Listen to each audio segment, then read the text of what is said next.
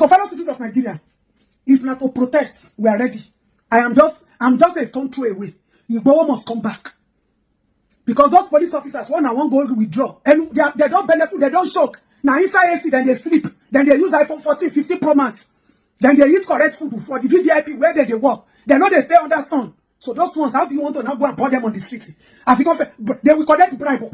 Ẹ wo ìtọ́wò lámọ dídùn lọ́bẹ̀ ẹ gbọ́ wíníwíní ọ̀rọ̀ lónìí Ìgbòho must come back. Àwọn èèyàn ti ń sọjí ayé wọn, wọ́n ti ń sọjí ara wọn. Ẹja fimọ lóní olúfimọ báwọn ẹ gbọ́ wíníwíní ọ̀rọ̀ nú ìròyìn lónìí. Olórí oko Àdìsá ẹ bá ẹ̀ka tí lọ sí kọ́kọ́ bá mi wo fídíò yìí. Àwọn Boko Haram. Àwọn tí jẹ́ bẹ́ẹ̀. Ó náà ni àwọn ẹni Ọlọ́run, àwọn ẹni rere. يخشى الله من عباده العلماء àwọn ní jẹ́ bẹ́ẹ̀.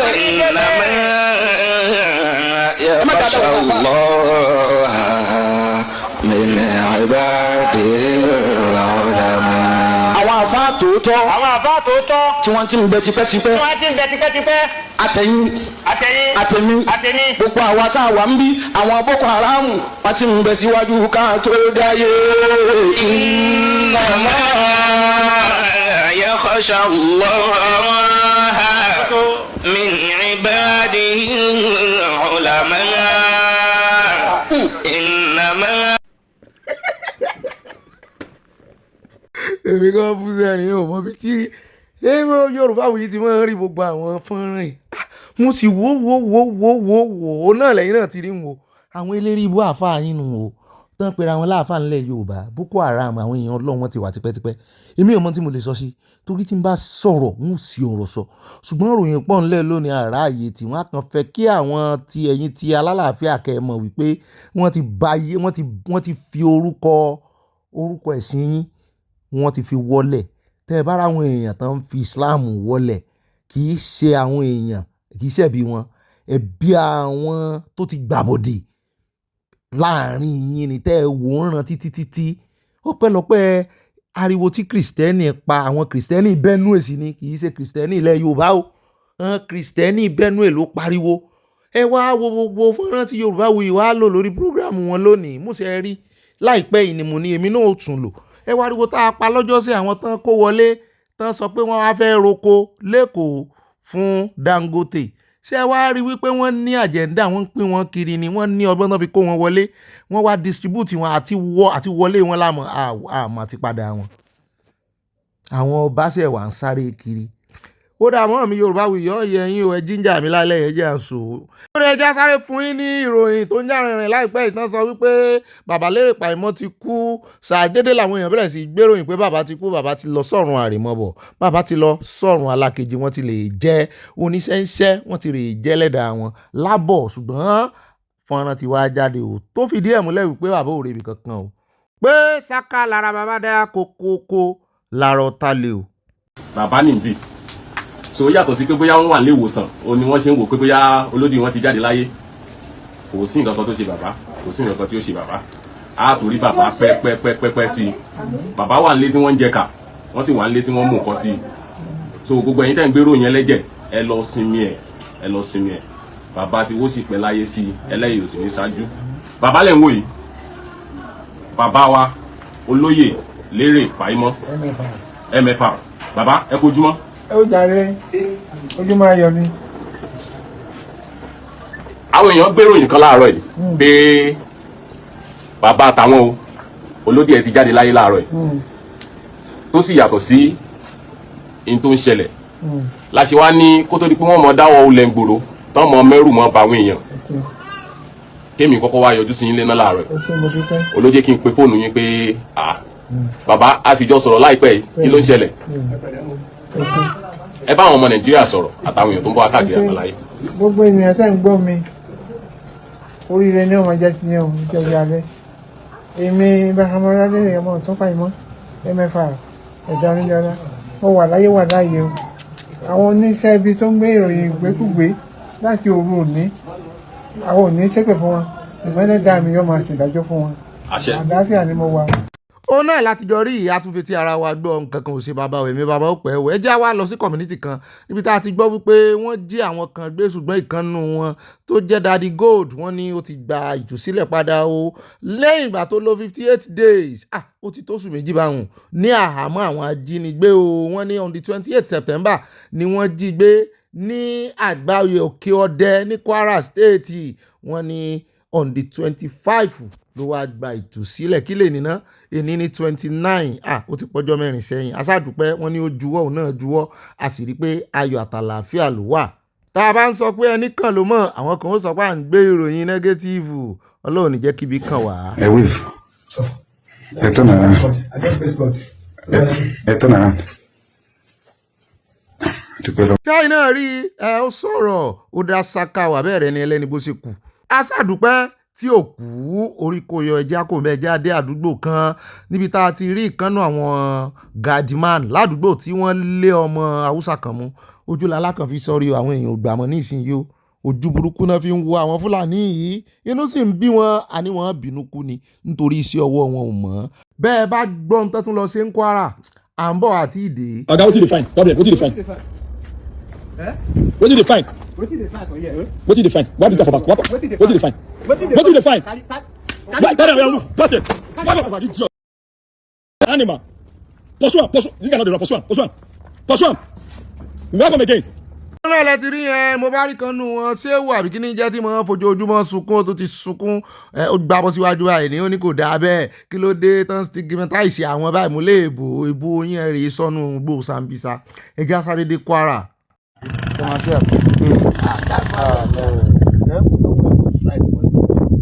Kwara náà ládé yìí ní ìfẹ́ lódùn wọn ní kò jìnnà sí baba ńlá ṣe ti rántí bí níbi tí ìlú ti dahoro lọ́jọ́ sí táwọn èèyàn sá lọ tí ò ṣẹyẹ tí ò ṣèyàn tí ìjọba Kwara kọ́kọ́ dìnnà ìpè irọ́ ni kan tó wá rán àwọn ọlọ́pàá lọ ká tó rí wọn wípé kò sí ẹyẹ ń bẹ̀ rárá ẹgbẹ́ náà láti wá gbọ́ wípé lẹ́yìn ìgbà táwọn èèyàn padà bẹ́ẹ̀ wọ́n ní ẹni tó jẹ́ baálé wọn traditional ruler ń bẹ́ẹ̀ wọ́n náà ti gbé e lọ àyà wa ń bi mí wípé ṣé ìṣe ẹni tán fẹ̀sùn kàn lọ́jọ́ sí tán lòun náà àwọn àtìyàwó rẹ̀ mọ̀ sí mu ní ìwòrò bẹ́ẹ̀ wẹ́gbọ́ kíní yìí ti pọ̀jù kéèyàn mọ́ ìrántí lọ́wọ́ ti yí wọnú ara wọn nǹkan ṣe wọ́n ń Kwara ibi tí àwọn Yorùbá sì sódò sí ibẹ̀ náà ni wọ́n ti ń lé wọn léré ibẹ̀ náà ti ń jí wọn gbé o ṣé bí àwọn tán ṣe kú ní ìsìn tán dá padà ṣé báwọn kan ní àlàáfíà ti jọba padà ni wọ́n gba ránsọ́ọ̀mù àbí wọ́n ṣe negotiation náà rèé o ìlú tó ti dáwọ́ lọ́jọ́ sí náà tún ti jí traditional leader àwọn náà ti gbé lọ ìrú làwọn ń bẹ̀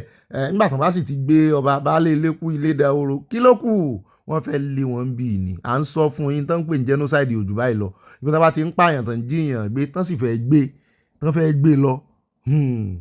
abájọ tí Gumi fi sọ wípé kán jíyàn gbé ó dáa ju kán pààyàn lọ ẹ̀ tí ì gbọ́ ẹ gbọ́ lónìí inú ròyìn ẹ jẹ́ àtẹ̀ iwájú. country wey dey even police dey fear bandits see one policeman for ND for that side. Now we dey road now. They say bandits dey road we no fit pass. See go slow, see hold up. We just park for Ore road. ó nìyẹn o wọn làwọn ọlọ́pàá yín tán nìkan withdraw lẹ́yìn àwọn VIP wọn lẹ́rù ń bà wọ́n ẹ wò ó à ń bọ̀ lọ́dọ̀ Adetoun ọmọ olódòdó lórí ẹ̀rọ ayélujára bàbá rẹ̀ náà ní sọ̀rọ̀ ẹ̀ á sí ohun wọn lẹ̀ láìpẹ́ ìṣùgbọ́n sẹ́ ẹ bá gbọ́n tí tóun sọ gbogbo ayé ní ti ń béèrè Sunday Igboho tóun lòun fẹ́ lead rally òun fẹ́ lead protest kan túọ̀kùn lọ́rùn Sunday Igboho kí ló dé gan-an ẹ̀jẹ̀ àkọ́kọ́ gbọ́ ohun tí bàbá yìí ti ṣe síwájú nígbà ayé Jonathan tó wá ń replay padà fún wọn ní ìsìn ṣùgbọ́n táwọn fẹ́ jẹ́ kó replay létí àwọn. Shame on them. Today, Nigeria is challenged, economically challenged, physically challenged, security challenged. Who do we turn to? With Muhammad Buhari is the right man for the job. If you talk of military experience, he has it abundantly. If you talk of courage, he has it abundantly. If you talk of simplicity, he has it abundantly. If you talk of great determination, a combination of vision and ability to perform, honesty and integrity, he has it abundantly. I love when the incapable government of Nigeria, Poverty Development Party, they have nothing again to say. They now ask the integrity, the temerity, to question the qualification of General Buhari and look for his certificate.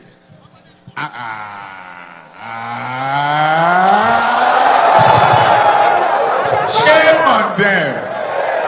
If they want to insult the armed forces institution, the military institution, they should change and turn to another cause. Don't go through Buhari. If Buhari went to cadet school, isn't it? Abi? He went to cadet school. You give a peep.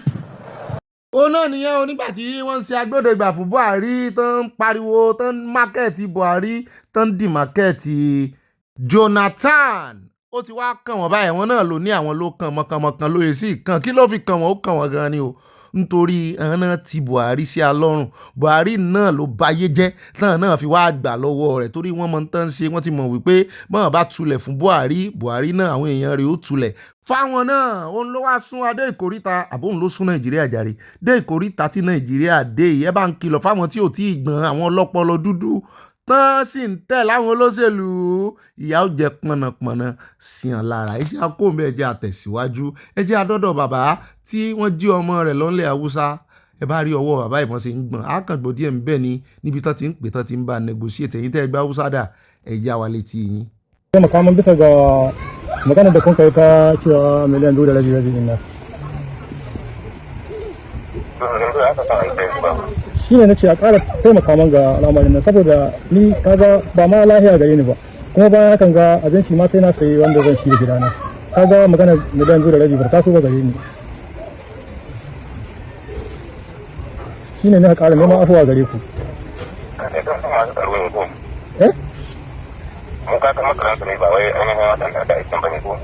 to ai wanda da aikin su kuka shaida mu ko kuma duk abin da kun kai tunda sun gabatar da ku yana. ẹ wo bó ṣe gbanú ibi tí Nàìjíríà dénú ìkóríta tí Nàìjíríà dé nìyẹn tẹ́ ẹ bá gbọ́ àwọn àṣírí bàbá kan wà ń lọ lórí ó ní DG wọn ní iléeṣẹ́ tí wọ́n ti ń rí sí ọ̀rọ̀ sátáláìtì Nàìjíríà tó wà ní space wọ́n tú dẹ́ndé àṣírí tẹ́ ẹ bá mọ bí àwọn ajínigbé yìí àwọn iswap yìí bí wọ́n ṣe ń dọ́gbọ́n abálájọ tẹ́rù ò ṣe bà wọ́n lórí TikTok gbogbo àṣírí yẹn náà tún lónìí à ń bọ̀ nbẹ̀ lónìí náà ni kò ní dọ́là ẹ mọ́ gbàgbé ti tóun ti ń pariwo báyìí pé Sunday Igboho ní ká máa ń wá síta ròyìn tó ní dùnmọ̀ràn ìmọ̀ràn. Are you a military personnel? So you went and bought this. What was your intention? To claim to be soldier? I didn't claim to do what now? What is your intention to buy it? Normal outfit you saw. You know it's an offense.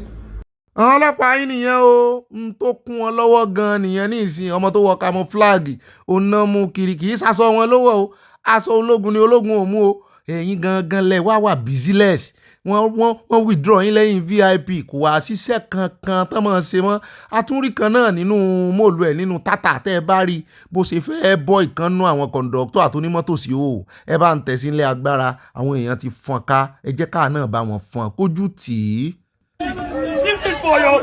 Leave this boy, leave this boy. Okay, leave this boy. But you leave this boy. What did they do your son? Leave. See what did they do your son? Police people,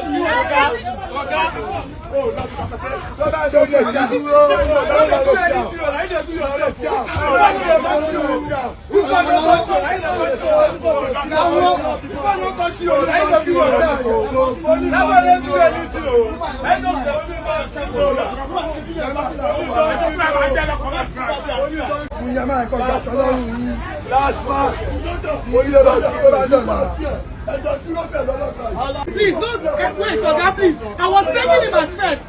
Don't beg me. I've been begging people. Don't beg me. Do your video. I'm doing the video now. I'm doing the video. Why will I stop the video? Stop the video. No. Why will I stop the video? Stop the video. Why will I stop the video? Why will I stop the video? Why will I stop the video? Tell me why I'm stopping. Which are you talking to touch? Please don't touch me. Please don't touch me. Don't stop. Don't stop. Don't stop. Continue, madam. Why?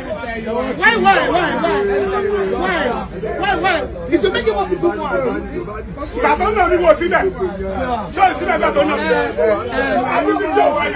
Ó dá ní báyìí ẹ jẹ́ á fún yín ní update lórí líìsì àwọn ambassador míì tó tún ti jáde lẹ́yìn mẹ́ta tó jáde lánàá àbí jẹta ni wọ́n tún ti fi àfikún ó ti lé sí i.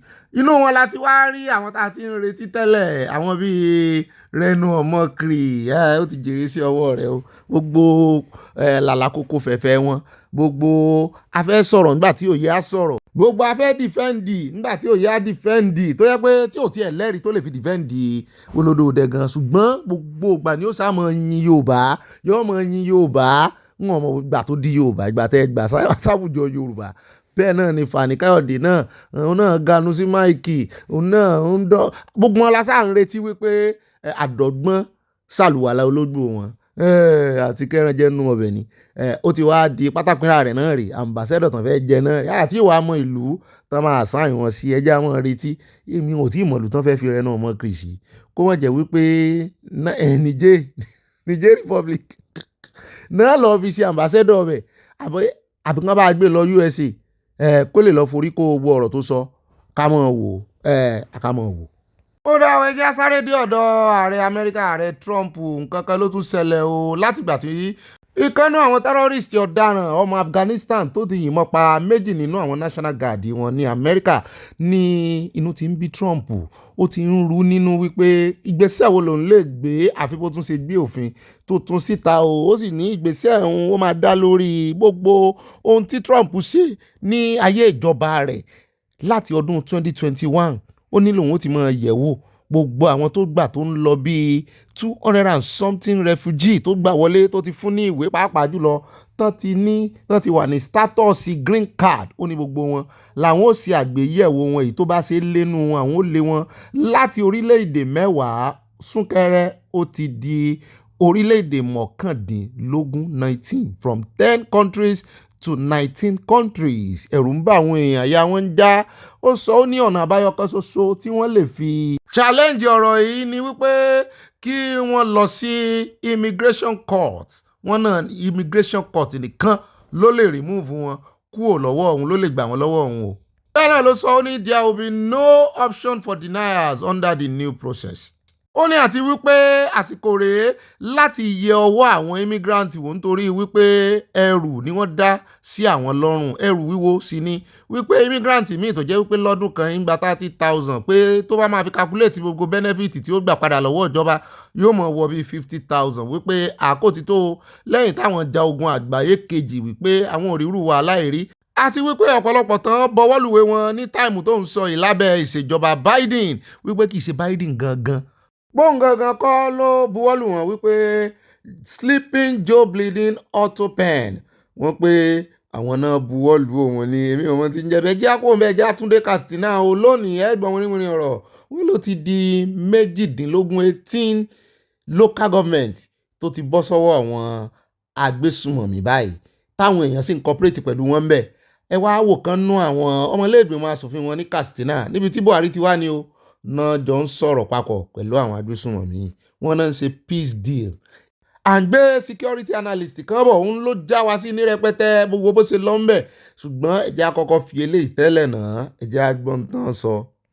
rana mai kamar ta yau nawa ga wata yawa 28 ga wannan wata namu na 11 shira ta 2025 yau ma Allah ya halarta da mu a wannan wuri mai albarka a cikin karamar hukumar wani bangare na daga cikin karamar hukumar Faskari wanda ake cewa farin dutse kuma mun zo domin alƙawarin da su malam Isa suka yi mana. ẹ má bínú ẹlẹ́gbọ́n tán sọ àwa náà gbọ́n tán sọ ṣùgbọ́n gẹ́gẹ́ bí àwọn tó ṣe lálàyé fún wa ìwọ̀nba tán ṣe lálàyé fún wa náà rẹ̀ àwọn tán sì kó sákàtà wọn náà lẹ́rí yẹn wọ́n sì láwọn ọlọ́pàá àwọn agbófinró náà wà ń bẹ̀ tán tẹ̀lé wọn lọ bẹ̀ lọ make peace deal pẹ̀lú ìrànlọ́wọ́ ìjọba ìpínlẹ̀ wọn nígbà tí odidi 18 states ó rẹ̀ já sọ dínú ìròyìn fún àwọn tó mojú ẹ̀ gangan wọ́n ṣe lálàyé fún ẹ̀rí wọn kẹ́ ẹ bá mọ̀ wípé wọ́n fi yín pawó ni o gbogbo nǹkan ọ̀rọ̀ tẹ́ ẹ jọ ń pín tẹ́ ẹ ń ṣiṣẹ́ rẹ̀ Èkó ló ń sanwó sí inú ìjọba àpapọ̀ jù kó tó tẹ̀lé Rivers State àwọn tó ń pín rẹ̀. Òun náà ló wá dífá ilé ìta tún fẹ́ẹ́ fi hàn yín ẹni tẹ́ ń wò lẹ́yìn wọ́n mú nígbà náà ni ìkànnù àwọn notorious kingpin àwọn agbésùmọ̀mí orúkọ rẹ̀ àmọ́ jẹ́ Mustapha Babaro wọ́n ní wọ́n interrogate ẹ̀ ní 2024 wọ́n arrest ẹ̀ ní Samfara ṣùgbọ́n ńgbò ya sàdédé la tún rí tó tún kó ìhámọ́ra ogun wọ̀ wọ́n ní ó ń soró bí ejò báyìí lọ́wọ́lọ́wọ́ ń Samfara bó ló ṣe wá escape kò yé wa. Look at the country that we had. Look at the country, everyday insecurity, and the government are doing nothing about it. Just take a look at everybody. Take a look at, they cannot go school for free, nothing. They cannot do anything again with peace of mind. Is this the kind of country we pray for? Is this Nigeria that we used to have before? Is this Nigeria? Everywhere, you cannot sleep in peace, yet they are not doing anything about it. Is this the country? Is this the country? Go back. Video everybody. Now come. Now I was sleeping. As I just wake up this morning, it's with news. That those bandit people are everywhere, kidnapping people, picking people. I have to come out and carry my own brothers and sisters. Is this the kind of country we should be? Is it the kind of... He reached to ask questions. Every day insecurity, every day, everywhere.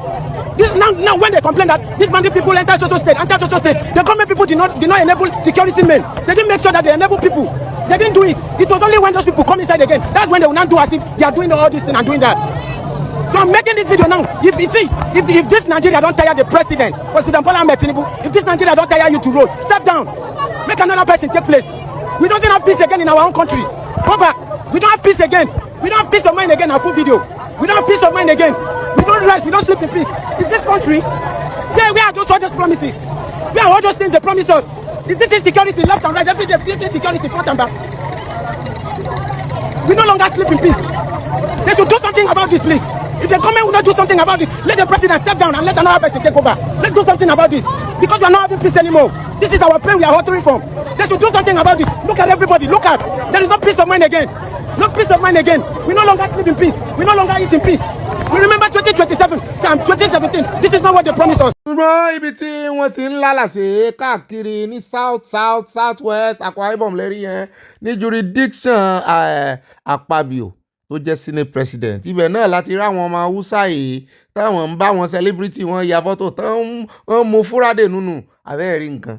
wọ́n kúkú ti sọ pé káòdọ́gba ìṣòro ó sọ̀tọ̀ọ̀tọ̀ ẹ̀já kò ń bẹ̀ ẹ̀já wá dé ibì kan ní àárín bọ́dà Èkó sí Ògùn state ni wọn ò ní sọbẹ̀ fún yín ṣùgbọ́n bẹ́ẹ̀ bá ti rí bẹ́ẹ̀ ẹ ti dà mọ̀ a ti gbọ́ story nípa àwọn tí máa ń rè ìtọrọ owó ń bẹ̀rì pé jákujàku náà máa ń ṣe ìkan lára wọn là ń mú wà fún yín ààbò kíni ó lóun fọ́ lójú ṣùgbọ́n nígbà tí ọmọ tí mo bá mú igi dání tí mo ń fà kiri ló bá fẹ̀sùn kàn pé ó jí 100 naira inú owó tán dá fáwọn bó ló ṣe mọ̀ àsìkò fọ́jú.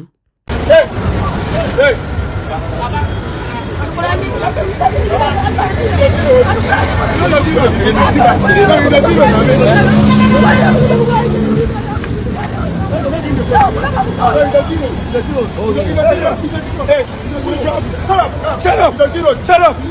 Come on!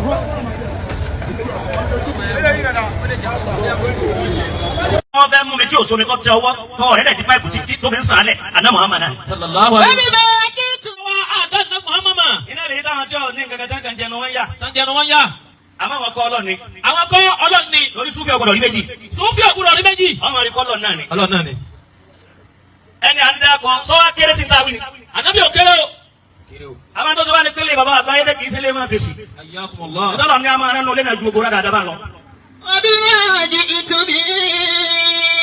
ọ̀rọ̀ tẹ́mi dẹ́ sọ èrò kí n bá sọ̀rọ̀ àwọn èèyàn lè mi bá sọ̀rọ̀. èrò pọ́nà wọn bá sọ̀rọ̀ àwọn èèyàn là ń bá sọ̀rọ̀. èrò sọ̀rọ̀. èrò ò lè gbọ́ tá à ń sọ. èrò ò lè gbọ́ tá à ń wí. èèyàn ni ó gbọ́. àwọn ìtọ́wọ́ aṣọ wọn láàánú ni àwọn tí wọ́n kéwú tí wọ́n kí Ọlọ́run. àwọn kan kéwú àwọn òkè Ọlọ́run tó ní kéwú. kí la sọ ń pa nẹ́bì tó bẹ́ẹ̀ tóbi jù. kí la sọ ń pa nẹ́bì àwọn mùtí sáàtù rọ̀ṣùlù kọ. èyí tẹ̀ ń kàn pariwo ní tí ayé lè dáwùtù lára nẹ́bì kọ. àmọ́ bá ọba ní ìmánu sọ́ọ́dún kù bí nàbí òní màtàlíkà ní Muhammad. sallallahu alayhi wa sallam. Islam wal Mi'raj ẹ̀wù ifá yìí káwọ́ sí bẹ́ẹ̀ kúránì kọ́mẹ́ńtẹ̀ ẹni tí ọba gbà kọ́ lọ́lọ́ ànábì lànábì yóò dáwùtù kó ṣe lè rí bẹ́ẹ̀. ó níjọ́ tẹ̀ ìrìn ó ní bíbélì bá yára yányá tọ́fẹ́ rìn ní sọ́mà kẹ́sì kan yóò rìn 92,000 years 6 months. tún gbé yun náà. ó bá jẹ́ fara rẹ̀ balẹ̀ olódó fún mi. yóò rí 92,000 years 6 months tí ègún sánmà kan sí kan. ọwọ́ àárín sánmà kìíní sánmà kejì sánmà kẹta sánmà kẹrin sánmà keje ó dé àlẹ́ àràsí ó dé náà dálì jẹ́nà ó sì tún padà dé lóògùn dọ́ka. níjọba fẹ́ mú mi tí òṣomi tó tẹ ọwọ́ tọ́ ọ̀rẹ́ dẹ̀ di páìpù tí tóbi ń sàn án lẹ̀ àná Muhammad náà. Baby make it to be. kọ́kùlì kọ́mọ́rì ànábì náà ni. èyí tó jẹ́ mu'jizatul kubra lin nabiyil karim onáà ní al-Qur'anul karim wọ́n tó bá dáwọ́ tùmọ̀ lọ́wọ́ dáwọ́ al-Qur'an o.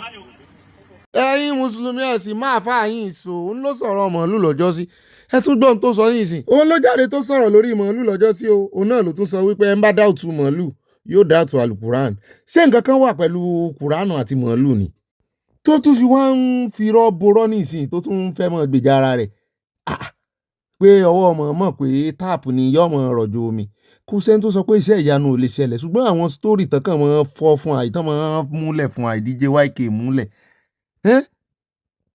ó lágbára o. Get agree, yeah, imagine you get agree for me 2:30 for afternoon. Around 4, this girl send me V once. Say she did supermarket, say make I she even write down, baby, clear my cart. I see she dey play. Shey the money no go far. Shey you dey want any 231,000. Say make I clear, like all those our cashiers want something pay do fast, want to answer the next person. This is going to talk, say I'm talking to my boyfriend. Who be your boyfriend? Yeah, wetin you gonna do like this? But I need to block you now. Block. I don't block am. That's good, that's good. Tẹ́ bá mọ ya bẹ́, tẹ́ bá mọ ya òpó tí mo ti sín láàárọ̀ yìí. Tẹ́ bá mọ ya òpó tí mo ti sín láàárọ̀ yìí. No, àti wà lọ́sàn-án báyìí. Láti àárọ̀ tí mo ti dé shop. Títí di timing tẹ́ bá mọ ya òpó tí mo ti sín ojú 30 lọ. Òpó tí mo ti sín ojú 30 lọ. You feel choky. Púpọ̀ ni wọ́n sọ pé it's my friend that refer me. It's my friend that refer me. Ojú abẹ́ wo ìwà ọkùnrin tó jẹ́ òun gbẹ́bí kan tó bú òun gbẹ́bí kan. Orógo ṣe bọ́ lè bọ́ waist bid. Ṣe bí wàá sọ pé waist bid o fẹ́ waist bid. Báwo ló ṣe fẹ́ yọ iṣẹ́ ká ti fi sójú abẹ́? Òpó 30-45. Báwo ló ṣe fẹ́ yọ? Òpó 30 ṣèjì náà báwo ló ṣe fẹ́ yọ báyìí? Ojú àríwó by fire by force. Owó yẹn ó sì ń jẹ́ àbí ó láhùn. Owó yẹn ọ́ fi ilẹ̀. Ó ṣe kí ni ọ́ fi ilẹ̀.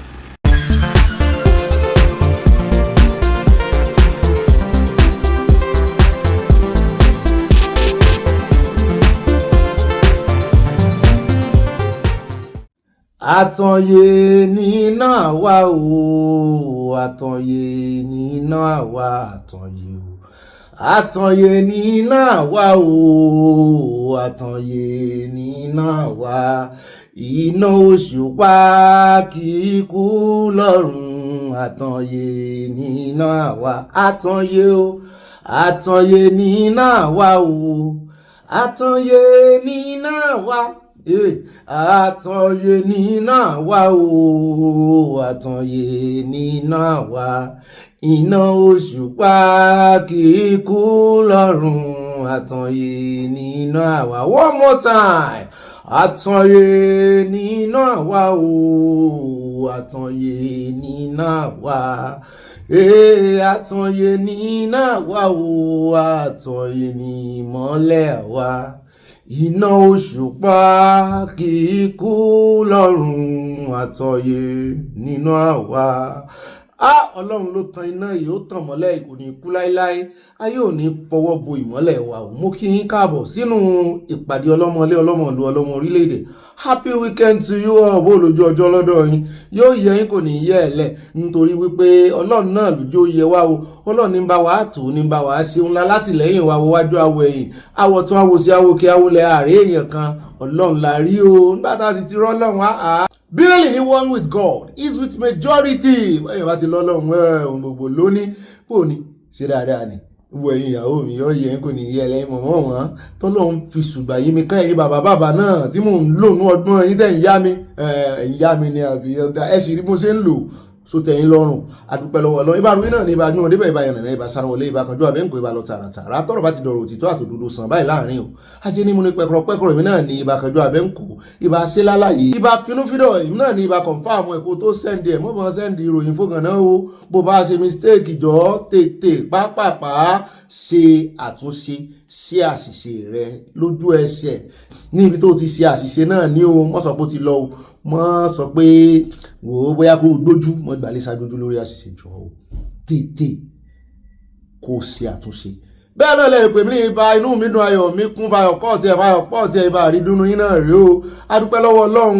Èmi náà ní ibà lọ tààràtàrà tọ́rọ̀ bá ti dọ̀rọ̀ òtítọ́ àtòdodo sàn báyìí láàrin ajé ní mú ní pẹ́kọ̀rọ̀ ṣùgbọ́n ní kọ̀ǹdíṣàn nú o bí ibà téèyàn bá lọ ra oògùn tó ní instruction ni jọ̀ọ́ mọ́ rìnsàn pẹ̀lú ẹni tí ó bá ti rìnsàn pẹ̀lú rẹ o ẹni tó bá ń ṣe kọ̀rọ̀kọ̀rọ̀ tó ń fi ń bọ́ lò ìwọ náà ṣe kí ni lo kọ̀rọ̀kọ̀ ọ̀rọ̀ o lè yí àmì orí ẹ̀ díẹ̀ ṣùgbọ́n tó bá tì sí ọ ní kó o tì sí padà jọ̀ọ́ kó o mọ́ bá gbalé sí mọ́ níyà mọ́ bá wà mọ́nà tán ní kó o rí gbalé sí mọ́nà tán rárá mi ò yọ sọ mọ́nà tán fẹ́ tí ò bá nà tán fún ọ anybody tí ò bá ti sòótọ́ ọ̀rọ̀ sòótọ́ pẹ̀lú rẹ̀ ìwọ náà ṣe kí ni mi ò ní kọ́ irọ́ rẹ̀ ṣùgbọ́n lo àyíní padà fún ó bá lo àyíníkì fún ọ pákéèjì ẹ̀ rí pákéèjì ẹ̀ fún mọ́jì ò mọ̀ pé àyíníkì tó tì sí ọ náà ló ti rí pákéèjì fún ó wà á dá padà fún ìtumọ̀ ẹ̀ ní àyíní padà ó dá nǹkan rẹ̀ padà fún ni kì í ṣe pé ìwọ ló parọ́ irọ́ kì í ṣe pé ìwọ ló parọ́ irọ́ ló gbé wá ìwọ kọ̀ láti gbà ni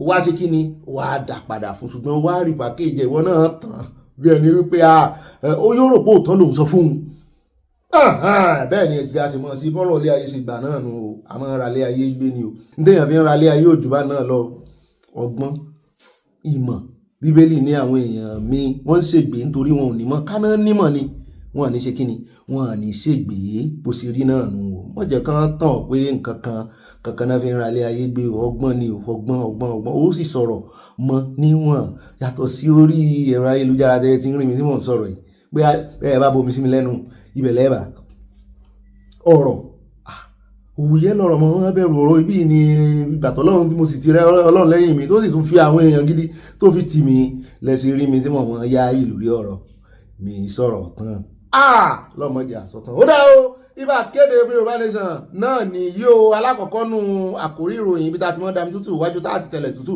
afẹ́gbẹ́nu ọ̀nà wọlé báyìí wọlé tẹ́ bá pàdé ní Abala Lerefe ojú fèrèsé láti yọjú bí mọ́ mi ní Netherlands wọ́n ti wà ní Morocco báyìí wọ́n tó kúrò ní Morocco wọ́n kàn ń globetrate kiri ní ẹ wo bẹ́ẹ̀ bá ti ṣiṣẹ́ ń lo èbó yìí ó bá ti tó àsìkò gbádùn mọ́ gbádùn ni mọ́ lọ travelling dáa gan experience travelling wúyì gan ẹni tọ́lọ́ ń bá ti fún lórí ọ̀fẹ́ rẹ̀. alákọ̀ọ́kọ́ náà kò rí ìròyìn tó ní ibi tó ń lọ tààràtààrà à ń lọ sí ọ̀dọ̀ tó ń ọmọ bàbá ẹ̀ tó ń ọmọ bàbá ẹ̀ ó ọmọ bàbá àwọn olódòdẹ lórí ẹ̀rọ ayélujára ó sọ ìyàláyọ̀ ọ̀rọ̀ sàn gómìnà yín mò ń wò báyìí látàná ó sọ gbáǹkọ́gbé ọ̀rọ̀ ibi tí ó wà parí ẹ̀ sí ló dùn mọ́ mi jù ẹ́ wò ó tó ń lóní sóòní á fi ọ̀rọ̀ rẹ̀ lójú gidi gan-an nínú mi dùn mo ti máa sọ wípé ẹni tí ò bá bọ́ ọ ṣe pé ẹni tẹ́ ẹ̀ bá rí nínú Yorùbá Nation ẹ mọ́ bù wọ́n gbogbo wọn kọ́ pé wọ́n darapọ̀ mọ́ Yorùbá Nation yẹn ò sọ pé wọ́n fẹ̀mí bá yín lò ẹ rántí pé mọ̀ sọ gan-an gbogbo èèyàn kò ní ó darapọ̀ mọ́ Yorùbá Nation ó dà pé a tún padà sórí lecture ìbáyìí gbogbo èèyàn kò ní ó darapọ̀ mọ́ yín gbogbo èèyàn kò ní ó darapọ̀ mọ́ wa nú ara ṣùgbọ́n ọ̀pọ̀lọpọ̀ darapọ̀ nú ẹ̀mí pàápàá jùlọ ńgbà tí ó ti dórí góńgó báyìí tí gbogbo wọn ti wọ̀ tún wò sí wọ́n wo wájú wọ́n wẹ̀yìn wọ́n rí wípé kò sí bí àwọn lè sàsí mọ́ ẹni tọ́lọ́run ránṣẹ́ táwọn kọ̀ tì í táwọn ò fún lójú yìí táwọn ò yẹ̀ sí táwọn ò gbà fún rẹ̀ náà ni gbogbo wọn padà sí ọ̀dọ̀ rẹ̀ ni Sunday Igboho sí inú àwọn tí wọ́n máa fi owó máa wá búrùjì tí ó máa fowó tàbí búrùjì máa owó kọ níbi tó lọ́n fún lórúkọ dé Abala kà sí ìbẹ̀rù bojú àwọn Fúlàní gan fẹ́nu ara wọn sọ pé mọ́ bá gbórúkọ Sunday Igboho báyìí Ọlọ́run ló ṣe bẹ́ẹ̀ ẹ wò ó àwọn olórí gbogbo ìpàdé ọ̀ràn náà ń ṣe kiri wọ́n ní wọn rí ti yín rò wọ́n ní pàdé mìíràn ló ń ṣe àwọn ìyàwó ọba wọn náà pè pàdé àwọn ọba aláyé yín náà wọn náà pè pàdé ẹ̀rí wọn tán ró gẹ́gẹ́ wọn kàn dúdú mo wo àwọn gómìnà yín náà mo wò wọn báyìí ìkan náà àwọn Ìgbò tí ẹ̀ ń sọ ó ní òun ló pàkíyèsí mi sí wípé sáà táwọn ń ṣe ìpàdé security summit lélẹ̀ wọ́n tún dá aṣọ sí ọkàn yín mọ̀ balẹ̀ gan o bọ́n ọmọ yín ṣe ń jẹ́ ọmọ yín gbé tó ṣé ń tẹ́ ẹ bẹ́ẹ̀ ṣeré ìbáná náà láti sọ̀rọ̀ ti ìyàwó ààrẹ náà tán náà fẹ́ pàpè jẹ ní bóyá wòlíì wọn ló ní kàn pé àárín àwọn tán lè pè sí náà nù ẹ wá wo gbogbo ohun tí ó ń ṣẹlẹ̀ tó ń lọ wá jẹ́ ó yé mi dáadáa nítorí náà jọ irú tó ń pọ̀ dáadáa tó jẹ́ wípé wọn ní rí kán báyìí ń fẹnu sí Yorùbá Nation ṣùgbọ́n lọ́kàn wọn wọ́n ń fàdúrà ràn án lọ́wọ́ wọ́n ń bless Sunday Igboho yóò ṣeé ṣe kò ní bàjẹ́ gbogbo wọn ti mọ̀ báyìí aláwọn ọlọ́pàá tán ní kán rè é retrieve wọ́n lọ́pọ̀lọpọ̀ wọn gbogbo fọ́nrán tá à ń rí láti ìgbà yẹn báyìí wọ́n ní wọ́n ń sá ẹ̀rù ń bà wọ́n àwọn àwọn yín tó jókòó sílé ọtí bóyá ilé oúnjẹ sì ni tí ò mọ̀ pọ̀ kámẹ́rà òun tó lóhùn òun gbọ́pọ́n jí àwọn ọmọ kan òun ó wà rè é dojú kan ẹ mọ̀ tanra yín wọ́n withdraw àwọn gan mọ̀ pé kò lè ṣiṣẹ́ wọ́n kàn ń pààchì ẹ̀ wọ́n pákéjì ni o ọwọ́ wa ló kù sí o à ń bọ̀ ń bẹ̀ tó ń sọ púpọ̀ lọ́rọ̀ bá a bá ti wá kó ń bẹ̀ tán à ń lọ tààràtààrà sí ọ̀dọ̀ àjọ NASRDA ẹni kí ni fún mi ni ó kọ wọn National Space Research Development Agency Nigeria àwọn náà mọ̀ wọnú space gbogbo ẹ̀ náà mọ̀ nípa ọ̀rọ̀ satellite à ń sọ̀rọ̀ kan lánàá tí kìíní já wa sí Ndùmẹ̀ Sẹ́nẹ́tọ̀ Ndùmẹ̀ tó tún àṣírí àwọn ọlọ́pàá tó ní wọn withdraw kankan lè bí máa ṣòfin o bẹ́ẹ̀ náà ni ó já wa sí pé satellite Nàìjíríà tán wà space pé kò survey nǹkan kan for 24 hours dákúdájí bátìrì ọ̀gá àwọn tán rí sí ọ̀rọ̀ satellite Nàìjíríà ló wá fẹ́ sọ̀rọ̀ àti ẹ̀rù pé ròyìn ayọ̀ láàgbọ̀ lẹ́nu rẹ̀ ẹgbọ́n tán sọ wọ́n ní satellite gan-an ni àwọn agbésùnmọ̀mí ń lò tán fi àwọn gan-an ń lo intel satellite kẹ́ ẹ bá mọ̀ pé àbọ̀dé tán gbà kì í ṣe iléeṣẹ́ ológun lẹ̀ nìkan náà ti gbà ó mo wá òpé sáwọn ará bí ìtún gbà bọ̀dé dé inú satellite ní àbáwọn òyìnbó tí ń gbárùkù tí hàn tán tó yẹ pàwọn gangan náà wà lẹ́yìn wọn àbáwọn náà ń fún wọn ní fò nínú satellite ẹ mọ̀ nǹkan kan ojú àwọn tẹ́ ń fojú kékeré wò yìí tẹ́ ń fojú kékeré wò kódà à ń bọ̀ ń bẹ̀ wọ́n fẹ̀nu ara wọn sọ bá ti wá kó ń bẹ̀ tán á wà dé ọ̀dọ̀ Bàbá Ahmed Dati ẹ ti mọ̀ ẹni tó ṣe running mate fún Obi ní 2023 ó mọ̀ tí wọ́n gálú pẹ̀lú ọ̀rọ̀ ọdún rẹ̀ wọ́n ló sọ̀rọ̀ kan nínú interview tó rèé ṣe ní Arise TV bó ṣe sọ̀rọ̀ tán báyìí náà DSS bá ní ó yá mọ̀ wá rojọ́ tẹnu rẹ̀ ó fẹ́ dá wàhálà alẹ́ ní Nàìjíríà ọ̀rọ̀ eléyìí tó sọ yìí yóò dá wàhálà alẹ́ ni lórí bí ààrẹ Tinubu pé 2023 pé ó ṣàfẹnu tásà ààrẹ Tinubu wípé òun gangan kọ́ ni àwọn èèyàn yàn síbẹ̀ ṣé àwọn èèyàn ti ń sọ kíní pọ̀ wọ́n ní òun gangan ni ó forí kóyà à ń bọ̀ ń bẹ́ẹ̀ á fi ti sí interview tó náà sọ báwa tí wàá kó ń bẹ́ẹ̀ á dé kó níbi tí wọ́n ti introduce wa sí nǹkan kan tó ń pè ní smart water kiosk for Akilọ Ìfàkọ̀ Agége community mo ní kí tún lélẹ̀ kí ni ìtumọ̀ water kiosk wọ́n náà máa ṣe àwọn kíní kan bíi water omi báyìí mo ní Èkó sì ní wàhálà omi mo ní táwọn wà lẹ́yìn eléyìí mo tún rí pé Wahab Tókunbọ̀ ni mo rí fọ́nrán rẹ̀ mo ní ọ̀dà á ṣí ẹ̀ bóyá yóò máa yé dẹrùn fún àwọn ará Èkó mi ò mọ bẹ́ẹ̀ yóò ṣe wà láàrin omi Èkó arómi sálẹ̀ gbẹlẹ̀gbẹ la mọ̀ pé kí ló wáá dé tí omi tó clean ń jẹ wọ́n tó súnmọ́ omi òkun jù gan-an ibẹ̀ náà ti rómi gidi à ń bọ̀ ń bẹ̀ bóyá yóò kálé kákó àjọ fojú sùnùkùn wò lónìí náà ni kò ní í dọ̀la bá a bá ti wá kó ń bẹ̀ tán á dé ọ̀dọ̀ arákùnrin kan torúkọ rẹ̀ ń jẹ́ Nwokolo wọ́n náà sọ wípé a political class in Nàìjíríà pọ́n náà máa jẹ́ kí military coup kó tètè wáyé mo ní ìwọ̀n tún pé military coup wọ́n sì gba dìtẹ̀gbàjọba ní Guinea Bissau ní bó tiẹ̀ jẹ́ wípé bàbá Jonathan Goodluck wọ́n ní kò rí bẹ́ẹ̀ àwọn wà ń bẹ́ẹ̀ wọ́n náà sáré ń jí ni ilé tí wọ́n wá ń sọ yìí kí ló dé tó fi ń sọ̀rọ̀ báyìí political class have refused to allow the pipe mechanism work. Only situation where a few months to an election, you are changing the constitution to favor you, and where you are shrinking the democratic space, not giving room to opposition, you are definitely making room for the military to have ideas. This is not only in Guinea-Bissau, it is across most African countries. We are giving military the idea of power since civilians are nonchalant. Dr. Ndubisi Nwoko, nurse Sobeo, international affairs analyst. Ó dà àgbọ̀rọ̀ ẹnu wọn bàbá ti dé ìkóríta ọ̀dọ̀ wọn á kànlẹ̀kùn pé a ti dé o wọ́n sílẹ̀kùn fún wa bẹ́ẹ̀ náà láti fún yín report lórí report kan tó sọ wípé New York Times ló fi síta o wọ́n ní Nàìjíríà ló sì ti ń ṣẹlẹ̀ lógìjó mú ní mo mọ̀gìjó dáadáa wọ́n ní ewu ń bẹ lóko ló ń gẹ́ wọ́n níbi tí wọ́n ti ń da ilẹ̀ bátìrì tàn ló àlòkù bátìrì ká tàwọn ọkọ̀ ayọ́kẹ́lẹ́ wọ́n níbẹ̀ náà ń dà sí tán pè ní lead recycling capital wọ́n ní àwọn èèyàn bẹ̀ atẹ́gùntàn mí sí mú lásán wọ́n ní wàhálà lógìjó mo ní à ń bọ̀ ń bẹ̀ á mú ìròyìn wá fún yín lẹ́kùnrẹ́rẹ́ bàbá ti wá kó ń bẹ̀ tán á dé ọ̀dọ̀ arákùnrin kan ọmọ ẹgbẹ́ APC ní Adamu ló kọ rẹ̀ Adamu Garba òun náà ganu sí máìkì ó ní APC presidential aspirant claim terrorists bypass Nigeria intelligence and satellite services with SIM card. Ó tún dé èèyàn méjì tí ó sọ báyìí pé wọ́n ń bypass satellite gbogbo satellite yìí tẹ́lẹ̀ ní ó ní bọ́ ṣe ń bypass ẹ̀ tẹ́ ní rí wọn. kábàjọ tí olórí ISWAP sọ wípé bí kòkòrò bá fẹ́ wọ kòkòrò èèrà tó bá fẹ́ rìn wọ inú Sambisa lásán àwọn ó detect ẹ̀.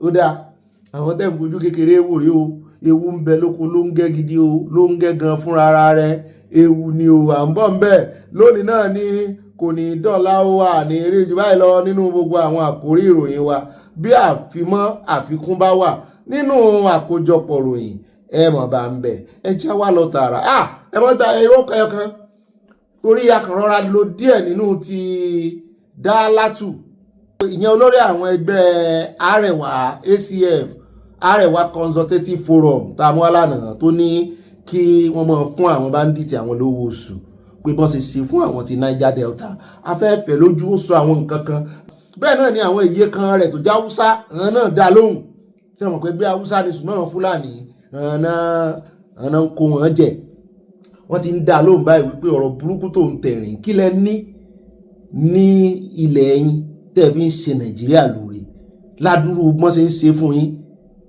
tó yẹ pé wọ́n ń gbà lọ́wọ́ Táyé wọ́n fi ń bọ́ Kẹ́hìndé ni ẹ wá ń fira yín wé Niger Delta kò sẹ́ni tó gbè sí militant lẹ́yìn ṣùgbọ́n purpose of motive of ń tàn fi jáde ó yàtọ̀ sí motive of ń tẹ̀yìn fi jáde ṣé bí ẹ̀yin lè ń dá wa wúrà àti fàdákà yín góòlù yín ní Zamfara ọmọ Nàìjíríà wo ló bá yín débẹ̀ ṣé ìjọba Nàìjíríà kan bá yín mọ̀ sí ṣé ìjọba Nàìjíríà mọ̀ sí ṣé bẹ́yìn lè ń dá wa tẹ́ ń pe Chinese ẹ̀ ń pe àwọn Albanese kan á máa kó kò sẹ́ni tó bá yín mójútó kí wá ní ti wàhálà àwọn tí wọ́n ń gbà lọ́wọ́ wọn tán fi ń bọ̀ ẹ̀yin lẹ rán mọ́ school ẹ wòye àwọn ọmọ yín tó jẹ́ out of school àwa tá abájọ tẹ́ ẹ̀ ṣe fẹ́ kí ìpínyà dé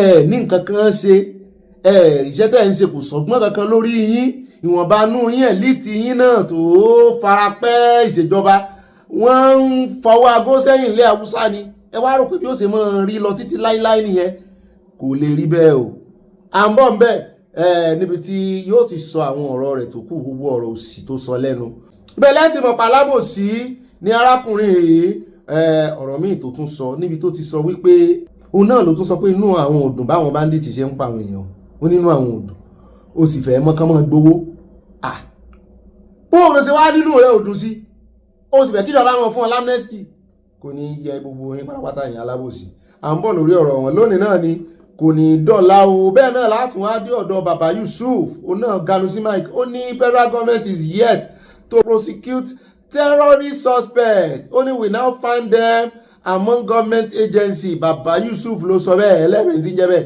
ẹ rojú rẹ̀ à ń gbé bọ̀ yóò sì sọ àwọn government agency tí àwọn terrorist suspects wà tó sì jẹ́ pé ó ní ìjọba refuse wọ́n kọ̀ jálẹ̀ láti prosecute wọn abẹ́ẹ̀rí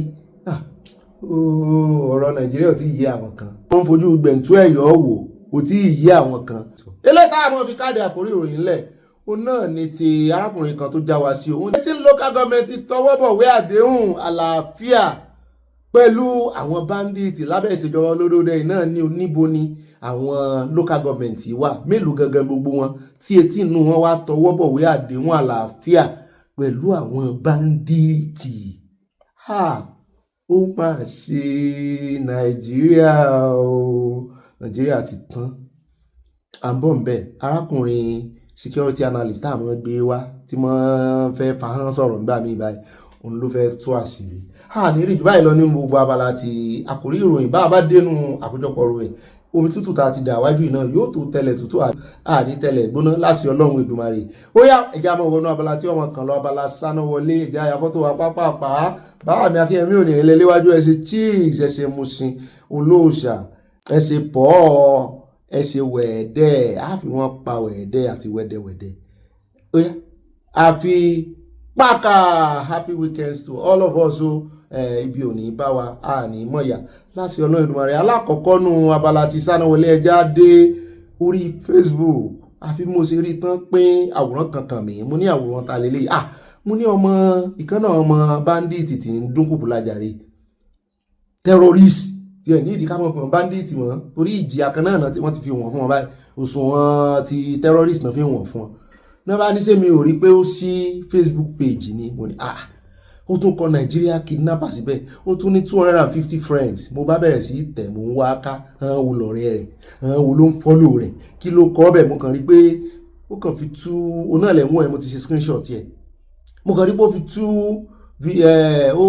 ọkọ̀ àkọlé méjì bẹ́ẹ̀ mo tún interpret ẹ̀ mo translate ẹ̀ sédè tí wá ń bí kí n lè mọ tó ń sọ tẹ́ bá rí gbogbo ìhàlẹ̀ ẹbẹ̀ ìhàlẹ̀ ní sọ pé ẹ ń bá bídá Bauchi ó tún sọ báwọn ó sì lọ Bauchi rè kóyàn pé ẹni tán bá bídá kó wá pàdé òun ṣùgbọ́n nígbà tí mo ti gbọ́ ọ̀rọ̀ èmi ti gbọ́ ṣùgbọ́n náà gbọ́ bí wọ́n ṣe máa bíríìjì nẹ́tíwọ̀kì sátẹ́láìtì Nàìjíríà tẹ́ẹ̀ lè rí wọn mo ti wò pé àwọn ará bíi tán fi wọ́n halẹ̀ tán tún ń sọ bí tán lọ mi ń wà ọ̀pọ̀lọpọ̀ wọn náà tẹ̀ rí tán ń sọ òyìnbó gidi AI ni o wọ́n ṣe fídíò kan jáde ní ìsìn táwọn èèyàn tó fi ń dẹ́rù bá àwọn èèyàn ara aṣẹ́ tán fẹ́ kán máa kọ́ wọn nìyẹn wọn náà fẹ́ kọ́ AI kán lè wọ́n fi dẹ́rù bá àwọn èèyàn wọ́n mọ̀ pé àwọn òdò òyìnbó AI ó sọ òyìnbó dáadáa bẹ́ẹ̀ bá ti rí fídíò any one of them ìṣe bandit ìṣe terrorist ni o ìṣe ajíyàn gbé ni o tó bá ti sọ òyìnbó clearly ó ní kan tán sọ pé àwọn ń bọ̀ ní yunifásitì kan ní Sondo kọ́ ni Ọlábísí àbí ní Ògùn ṣùgbọ́n nígbà tí ó fi sọ táwọn èèyàn ó fi ṣe long video ẹ̀ ó ti lè sọ òyìnbó dáadáa AI version nìyẹn ilé yìí mo rí kó sí Facebook lóòótọ́ kí wàá ló dé kí ni ìjọba ológun ń wò àbí torí pé wọ́n ń bíríìjì sátáláìtì signal sátáláìtì náà ní gbogbo Facebook tán sí wọn lè mọ ibi tán wà wọ́n sì pọ̀ lórí TikTok wọ́n ti fẹ́ máa mú wọnú Facebook náà sí bóun ní Facebook náà ṣe gbọ̀n láì kan sí péèjì tó sì kọ Nigerian kidnapper sórí ẹ̀ ó tún kọ ní Haúsá àbí Fúlàní mẹ̀gákúwá dààmú tani wọ́n wá ń ṣe bó ṣe wù wọ́n láàrin yín náà ilé ìlágbára mú ní wá fi hàn yín ní gbogbo tó kọ sórí kíní ẹ̀ náà lẹ́rí yẹn o àwọn náà bá yín dọ̀wẹ̀kẹ́ ẹ já lọ sékòó járe níbi tí nǹkan mú rí right up wí ó sì dùn wọ́n mi wọ́n ní South West Development Commission SWDC just signed an MOU with the NRC to link railway lines across all 6 Yoruba states mo ní tó dáa ni mo ní ṣùgbọ́n bẹ́ẹ̀ bá mójútó ọ̀rọ̀ security irọ́ lásán bá ń sá òfò ọjọ́ kejì ọjà ni o nítorí bí ìgbà tẹ́ẹ̀kàn ń lọ ń ṣe bí ìgbà tẹ́ẹ̀kàn lọ ń kọ́lé sórí iyanrìn ni o bí ìgbà tẹ́ẹ̀ lọ ń kọ́lé sórí iyanrìn security ṣe kókó mi ò mọ̀ dídá ẹsẹ̀ ń wọra yín ran o wọ́n ní religion integration economic expansion long-term planning actual governance meanwhile northern elite are still breastfeeding bandits like it is a community project then turning around to ask the Southwest to pause development and come and help fight the insecurity they personally nurtured. ṣé ẹ sì mọ̀ pé mi náà máa ń yin olódòdó nígbà tó kọ́kọ́ dé láàrin ọdún kan tó kọ́kọ́ dé tí mo rí pé wọ́n dá sí ọ̀rọ̀ àwọn Haúsá yẹn tí mo ní ó dáa bẹ́ẹ̀ ṣùgbọ́n ṣé ẹ rí níwọ̀n ìgbà tá a sì jọ wà pọ̀ tá a jọ ń jẹ́ Nàìjíríà tá a jọ wà nù Nàìjíríà kan náà wọ́n ní bára alẹ́ ní bá ń jẹ èbúté onídodo àbáyé onídodo ni báwọn bá kìlọ̀ fún òru rẹ̀ ò ní jẹ́ kí èèyàn sún o gbogbo ohun orí kó jẹ òwe ń fẹ́ sápá òun lórí ni ṣùgbọ́n ẹ bá ń lò bẹ́ẹ̀ tí mò ń gbìyànjú àti sọ náà ni wípé níwọ̀n ìgbà tá a sì jọ wà tá a sì jọ ń jẹ́ Nàìjíríà ìdààmú dààbò àwọn ará bíi kò ní jẹ́ kí àwa alálàáfíà kò ní jẹ́ kí ìsinmi wà o àwọn fẹ́ ṣe bíi ti Niger Delta wọ́n sì máa ń sọ wọ́n ní ọmọ àwọn ló fún Niger Delta l'amnesty kí ló dé kí ló mú Buhari yín náà tí ò fún yín l'amnesty ńgbà náà wọ́n jẹ́ dòdò amnesty díẹ̀ náà láyé ti Buhari o torí wọ́n san ransom ségesège ransom ìyẹn náà rí gbà lọ́wọ́ olódòdẹ náà ṣe wá fèsì àwọn ìjọba ìpínlẹ̀ wọn state mo rò pé tí wàá sún ìjọba ìpínlẹ̀ báyìí torí èlò níjọba ìpínlẹ̀ fẹ́ fún wọn Wọ́n ní sorry but why should we abandon the tracks we're laying for progress just to go and fund the chaos someone else invested in? You created the problem, you sponsored the problem, you protected the problem. Now you want Yoruba tax money to solve the problem. Kò possible. Some people think irresponsibility is a national treasure. No, Ọ̀rẹ́olúwa o Ọlálẹ́yẹ, custodian of brutal truth. Òun ló kọ àwa náà sì bá gbé àbáfẹ́ lójú. Ẹ já lọ sínú ìròyìn Sanawole mi, ẹ já sáré dé ọ̀dọ̀ Ọpẹ́bọlò níbi tá a ti rí tó ti ń grant interview ló bá ganu sí máìkì ló ní òun ò lè gúnyàn Olódòdẹ kéré pé Olódòdẹ níyì ó ní ó kọjú òun lọ ó ní ìràwọ̀ jù òun lọ ó lógo jù òun lọ even níbi tóun ti ń ṣe gómìnà pé Olódòdẹ lòun wà fún ìràwọ̀ tóun ó mí oúnjẹ wọn mú mi lábẹ́ ògo ìràwọ̀ Olódòdẹ ni pé ìràwọ̀ Olódòdẹ lòun fi mí nítorí Olódòdẹ ṣe àwọn lóore gan. Ó ní is more popular than I am in Edo. Ó ní we will reward him with votes. Ọpẹ́bọlò ló sọ bẹ́ẹ̀ pé ìràwọ̀ rẹ̀ lòun fi ń jẹ́ èèyàn. Ẹ bá ń tẹ̀sí ilé agbára ọ̀rọ̀ rẹ̀ ò yé mi bóyá ó ń gba personal money lọ́wọ́ Olódòdẹ ni àbòwò tó tọ́ sí gbogbo àwọn yòókù náà ń gbà tó ṣe wá ń yan Olódòdẹ tó yìí. Ẹ bá ń tẹ̀sí ilé agbára. Should I speak for 2027? Do you think Edo people will vote for President Tinubu because President Tinubu was defeated here in the last election? Let me tell you something. If you will vote for me, they will first of all vote for Tinubu. We promised 3.5 million votes. We are not joking. When I say everybody should be wearing Asewaju's cap, if you look at that man, is he not wearing Asewaju cap? He is, but he's not an ordinary voter. We are talking about the masses now. The masses. The masses are not wearing. Let me tell you, yesterday, I want to shock you. I went out with PDP people to inspect projects. I was getting an interview. I said, if we are to talk about election today, with crowds standing, I didn't invite them. I said, if we are to vote today, do you think people will not vote for APC? Everybody there said APC. You can even watch yesterday on the video that a woman who has never voted in her life, I don't know her, said, I will now vote. It's you. That's the distinction. Let me tell you, the difference between me and Asewaju, there is no difference. Anybody that will not love Asewaju will not love me. Asewaju is our father. And Asewaju is everywhere on the street in Edo. Have you not seen his big board already everywhere? Am I the one putting it? But it does not translate to votes. It translates. That is what it means. What make vote is the popularity, how popular you are in that community. That is it. You are popular. No, politics is local. Asewaju is even more popular than me here now because Edo people already know that what I'm doing is because of Asewaju's impact. I'm telling you. You will see the result that will come out from here because there's no opposition here in Edo. Everybody is for Asewaju here. Obaseki's people are not for us. Does Obaseki have any man here? Let him come here now. Is Oshomole now on the street here? Oh, let him come. By the time election gets close, yes, we'll see them. They will come. Who? The Obaseki. Who, Obaseki? I know when we are close to the election. I'm telling you, anytime he comes to Edo, wherever he is, you'll be hearing me now. Let him come. You are trying to frighten him. I'm not frightening him. He knows. It's the record that will tell you whether he should come or not. You can't scam Edo and come here. Let him. He cannot come. I'm telling you. Because of his poor record. His poor record will not make him to come. When children can stand to pray for me, no child on the street will pray for Obaseki. No mother on the street will pray for Obaseki. Is that bad? Very bad. I think we need to go out together. Even Labour Party did well here. When? Labour Party. In the election that took place, that by-election that took place in Edo Central and Ovia, did you see them? We have never produced the kind of result we produce in NASR. APC, some people, Edo people, you are going to tell him thank you is the vote. You see that flyover? It's very dear to Edo people. You see the one in Adesuwa? It's very dear to Edo people. You see that road we are doing? Safle Road is very dear to Edo people. So these are the things that we speak for Asewaju here. And he will win here. Perfectly. If he will not win, I will resign as governor. No, don't make that problem. I am telling you. I am the one telling you. No election can be very. There is no election here for him. There is no election for him. Proclamation for... My brother, forget it. I'm a politician. Oh. I understood it, Chief Aneni. My style of politics is not thuggery. It's grassroots. If you come, do you see me with elite? Are you see me with ordinary people on the street? Have you, since you are becoming, since you came, have you seen me with elite people? I am with the grassroots. You're on ground. I'm on ground, homeboy. It's a fine place to leave it, Your Excellency.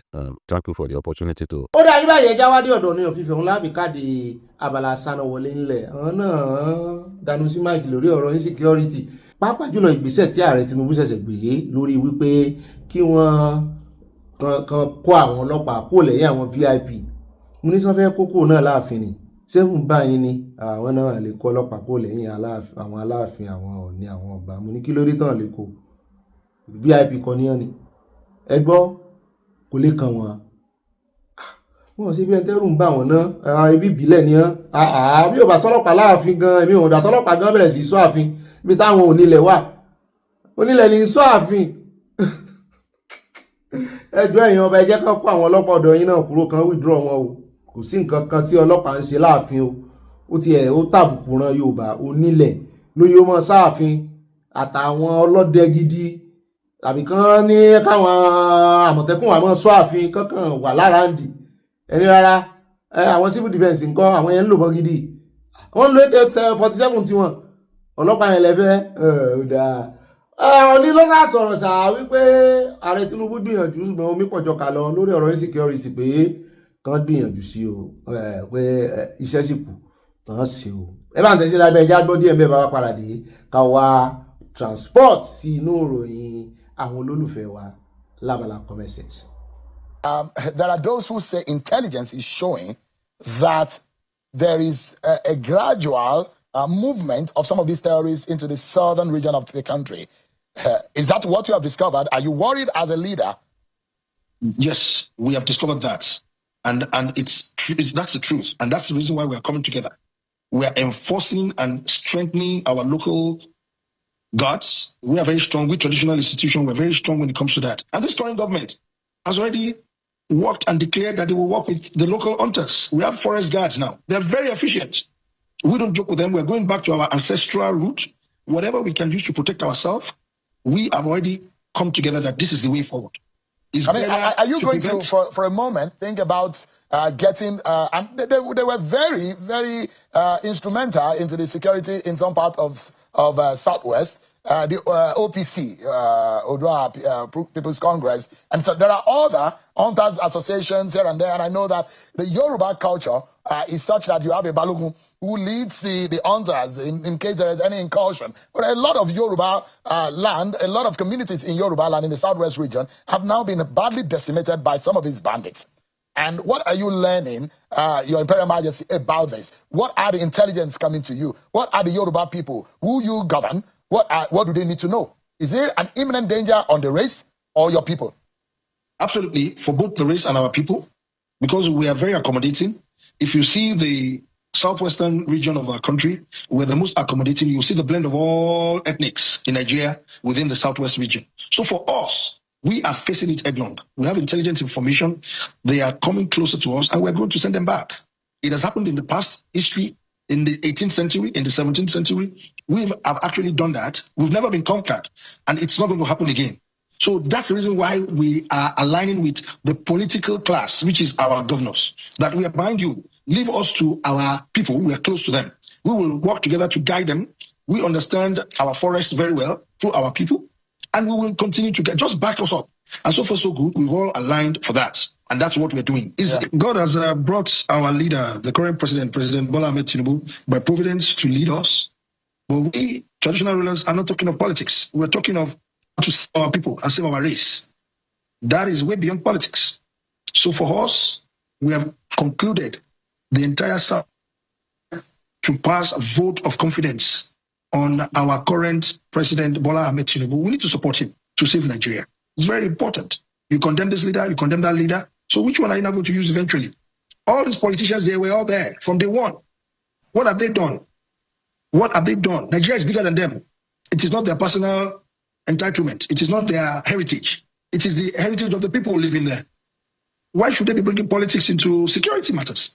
Is enough of this. So we, traditional institution, we have actually come together to rise to the occasion. All right. First of all, protect the South. Amotekun is there for us in Southwest. We have a whole lot like that in South, and Southeast. We must work together because for now is the safest, and we're working with the government. So going forward, we will do peer review with our northern counterparts and then take it from there. Ó lọ náà lẹ́tí báyẹn káàbọ̀ padà ó torí mo fẹ́ gbọ́rọ̀ lẹ́nu tóun ẹ bá ń tẹ̀ sí ẹ bá ń pa àyà wọlé káàyà ẹ bá ń fàtẹ́wọ́ pa àyà ẹ bá ń fàtẹ́wọ́ gbá àyà wọlé káàyà wá gbé àwọn olólùfẹ́ adébẹ̀nù abala wọn abala comment section bá a bá padà dé a wà wọnú àkójọpọ̀ ìròyìn lọ ń tààràtààrà. mo máa tún fi tọ̀tọ̀ kí ẹ̀yin olólùfẹ́ káàbọ̀ sínú abala yín abala comment section mọ́ mi Dorcas Jalo wọn ní brọ́dà mi Ọ̀gbẹ́ni Bobby mo rántí hòtẹ́ẹ̀lì tí mo dé sí ní Dubai 64 floors ọlọ́run olùṣọ́àgùtàn mi o ọlọ́run ó mọ̀ sọ gbogbo wa o mẹ́yàn bá wo irú iná tó jó ní Hong Kong ẹ̀rù báyàn. at Olúwọlé Àníkẹ́ wọn ní Ọ̀gbẹ́ni Bobby mi tòótọ́ wọ́n ní a kú ètò ìdílé aláyọ̀ wa yìí o kí ọlọ́run kó gbé wa lékè àwọn aninilára àti apànìyàn nílùú Nàìjíríà o àmì o Yorùbá nation ní kíákíá wọ́n tẹ love sí wa àti nǹkan ìpanu. náà ni at Olúyọ̀mí Olúwọlé bá mi dáadáa Rotarian wọ́n ní DRS Bobby hope you are doing wonderful bẹ́ẹ̀ ni bá mi mo wà pa ẹ̀yin kọ́ o I can't wait to see the arrest of Gumi àtẹ̀mí náà bá mi I can assure his days are numbered ẹ̀san máa ké lórí ẹ̀ láti ìran dé ìran Yorùbá nation no going back Rotarian Olúwọlé Olúyọ̀mí Houston Texas wọ́n náwó ọ̀fẹ́ sí àwọn fi nǹkan panu ránṣẹ́ inú mi dùn fàdúrà tẹ̀gbà yẹn ká láwọn èèyàn ti gbarú ẹ̀ nígbà ayé bàbá Gumi ni irú ọmọ rẹ̀ tó tún ṣẹ́wáyé yìí kò ní wáyé mọ́ ẹjẹ́ àgbà alẹ́ẹ̀dẹ́rú ọmọ burúkú tírú wọn lè bí wípé Ọlọ́run ò ní jẹ́ kárí irú wọn mọ́.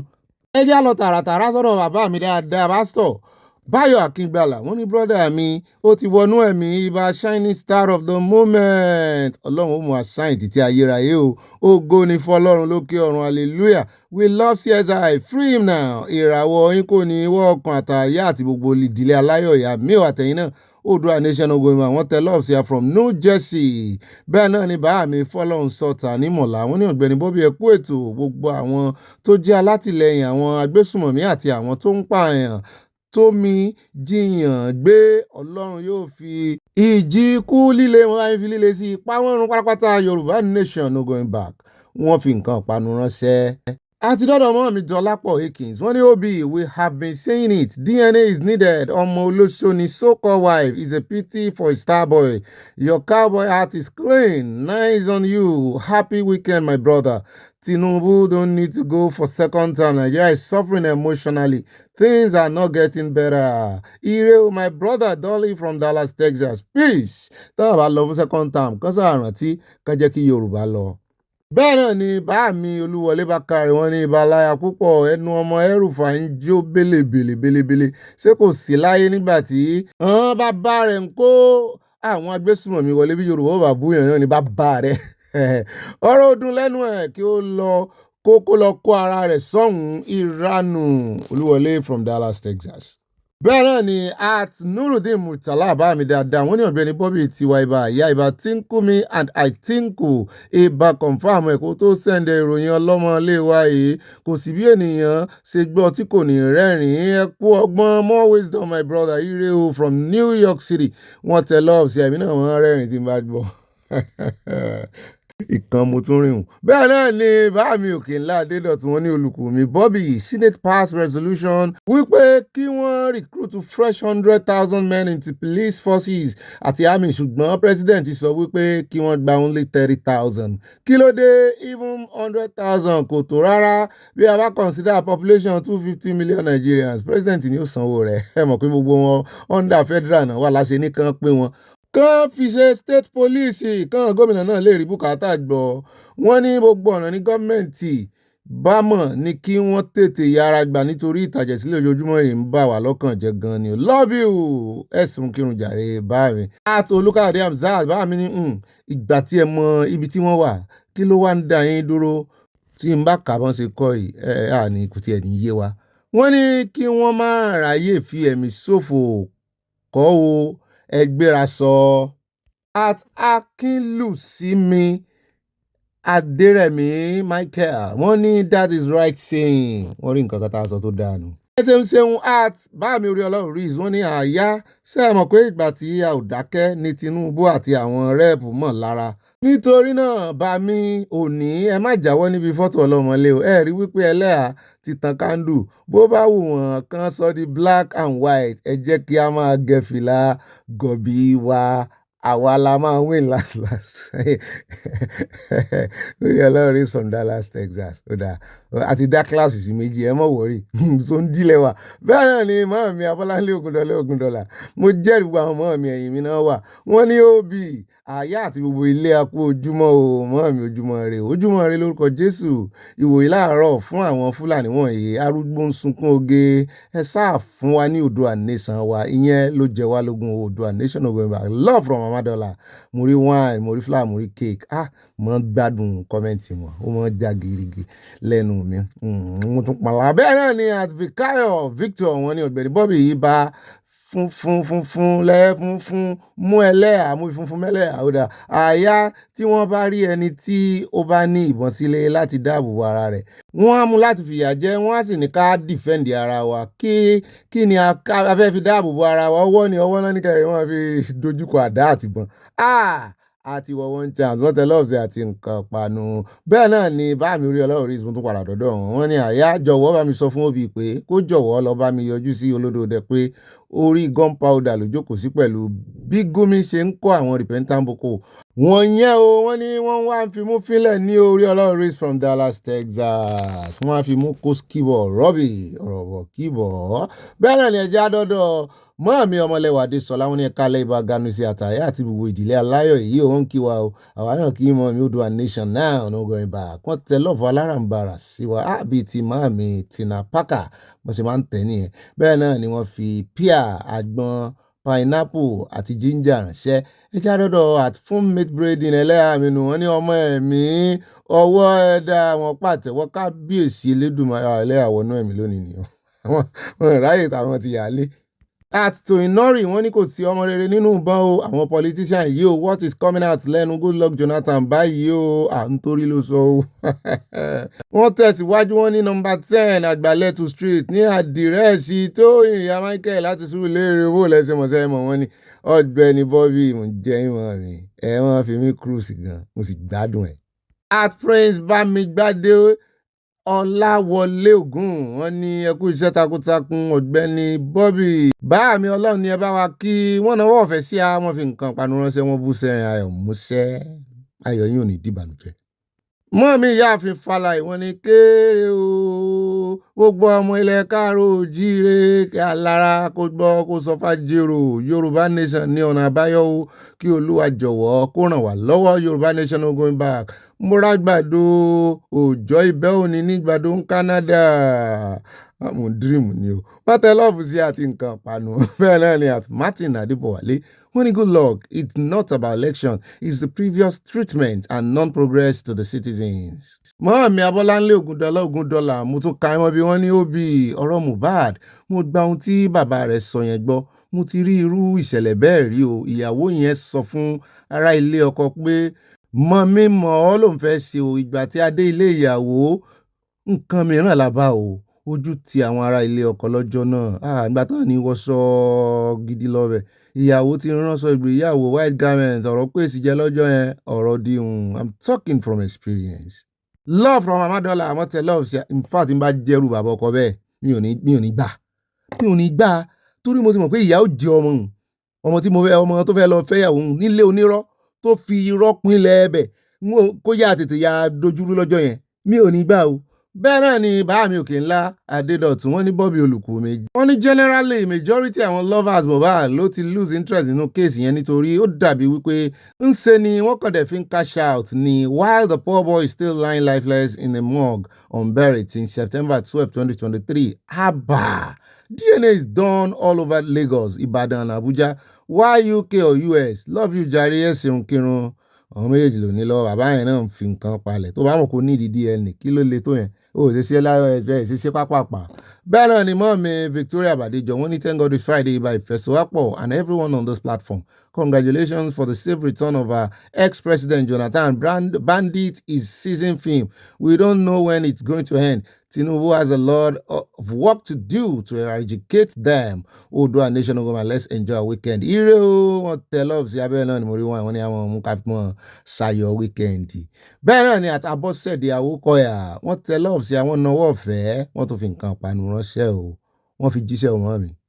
At Clement Ọládẹ̀jọ wọ́n ní Ọ̀gbẹ́ni Bobby ẹ̀ka alẹ́ o mọ́ mi bá mi ẹ̀ka alẹ́ o. Wọ́n ní orin ìdún o. Ó kó kẹsọ mẹ́ta àtẹ́wọ́ iyì o àtẹ́wọ́ àti ń retí Trump o ààrẹ Tinubu kò lè ṣe o because there are some people who have been transferred to as Spain in the nínú òdiwọ̀n àwọn tẹ love sí àwọn ní steal from Nigeria.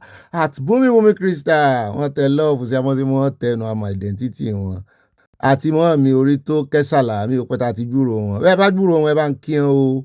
Mọ́ọ̀mí Àjàyí Olúwatósìn wọ́n ní ẹ̀ka alẹ́ Ọ̀gbẹ́ni Bobby Ọlọ́run yóò àti àyá àti ẹ̀gbọ́n ẹ̀ wípé Ọlọ́run yọ àyá àtẹ̀gbọ́n ẹ̀ òkè wípé ó kí àwa ti Cairo Yorùbá Nation of Wemba bó ló ṣe kí yín gbogbo yín náà la rántí. At Miami wọ́n ní ibà tàwa kálítì Ọlọ́run dúró tàwa ó yá kálítì Ọlọ́run dúró. Wọ́n ní ibà mòró múbọ̀ ẹja ọ̀sán bẹ́ẹ̀ ni mòró múbọ̀ ẹja ọ̀sán àyà Ndume's idea is good. National Assembly was designed to run on part-time but the legislature due to greed, selfishness and utter disregard to constituted authority made it full-time. Ojú kòkòrò ni Ambassador Kunduzi wọ́n ní kí ọ Mọ́ọ̀mí Adésọlá Ọládèjì wọ́n ní ẹ ṣeun tí ó yẹ ká ẹ ṣe lórí ọ̀rọ̀ Mohbad kí ẹ lọ sin ọmọ yìí kí ó lọ forí lé òṣùká kí ó lọ sùn nínú Olúwa. Mọ́ọ̀mí Fúnmilọ́lá Bello wọ́n ní Ọ̀gbẹ́ni Bobby ibà funfun ayé kò ní tapo sára àmì àti gbogbo wa o ẹ kú ìsọjí àbí ibà ìfẹsọ̀wápọ̀ ibà ìkéde fún Yorùbá Nation káfàtà ẹ kò ní ṣubú dànù pẹ̀lú àṣẹ Ìdùmarè àmì òbí tí bàbá Akínyẹmí òní bá fẹ́ ra aṣọ ọdún fún àwa ìyàwó yín kò burú mo jẹ́rìí ẹ̀yin obìnrin. Okùn ìfẹ́ tó so àwa ìdílé aláyọ̀ pọ̀ kò ní já láíláí àmì ọ̀rọ̀ orílẹ̀-èdè Nàìjíríà ti di ọ̀rọ̀ ti pèsè jẹ́. Ẹ kí àyà love you wọ́n tẹ love sí amúrọ́gẹ̀rẹ̀ mórí wine. Báàmí Akínyẹmí òní wọ́n ní ẹ faṣọ owó aṣọ ránṣẹ́ o wọ́n ní ìyẹn ò sọ pé àwọn ò fẹ́ yín o ẹ kàn fowó aṣọ ránṣẹ́ mi ọkọ náà sì ní kẹ́ ẹ fi ránṣẹ́ sí.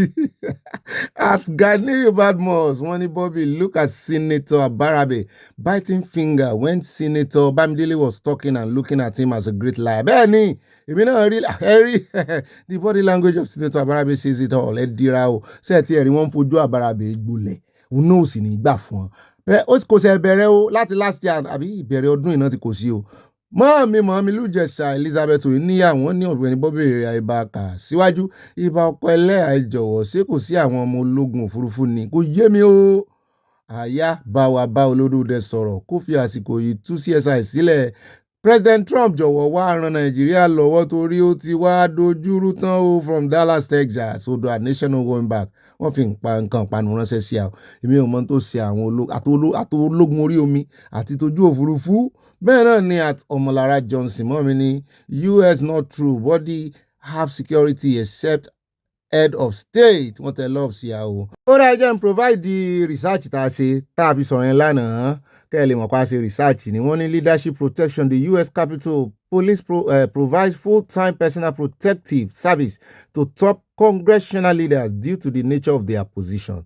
Who is covered? This includes Speaker of the House, the Senate Majority Leader, the House Majority Leader, and their counterpart in the minority party as well as the party whips. Ṣé ti rí báwọn pé àkàndédé sọ̀rọ̀ a sì ń US lóòótọ́ ṣùgbọ́n àṣìṣe ìwádìí ní mọ́ńbélé ní fẹ́rẹ́ jógí wọ́n ní wọ́n fún wọn ní security detail.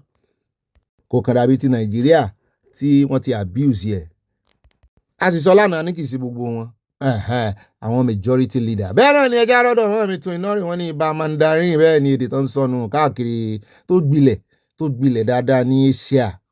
Prince Bello wọ́n ní ẹ kú ètò báàmì ọlọ́run ní tò ó. At Bobo Biwa wọ́n ní my mom Mr. Bobby ẹ kú iṣẹ́ o ọlọ́run ẹ bá ń kí o. Wọ́n ní most of the Muslim clerics are storytellers. They cannot be taken serious just like the Senate teams. Mad people everywhere in Nigeria.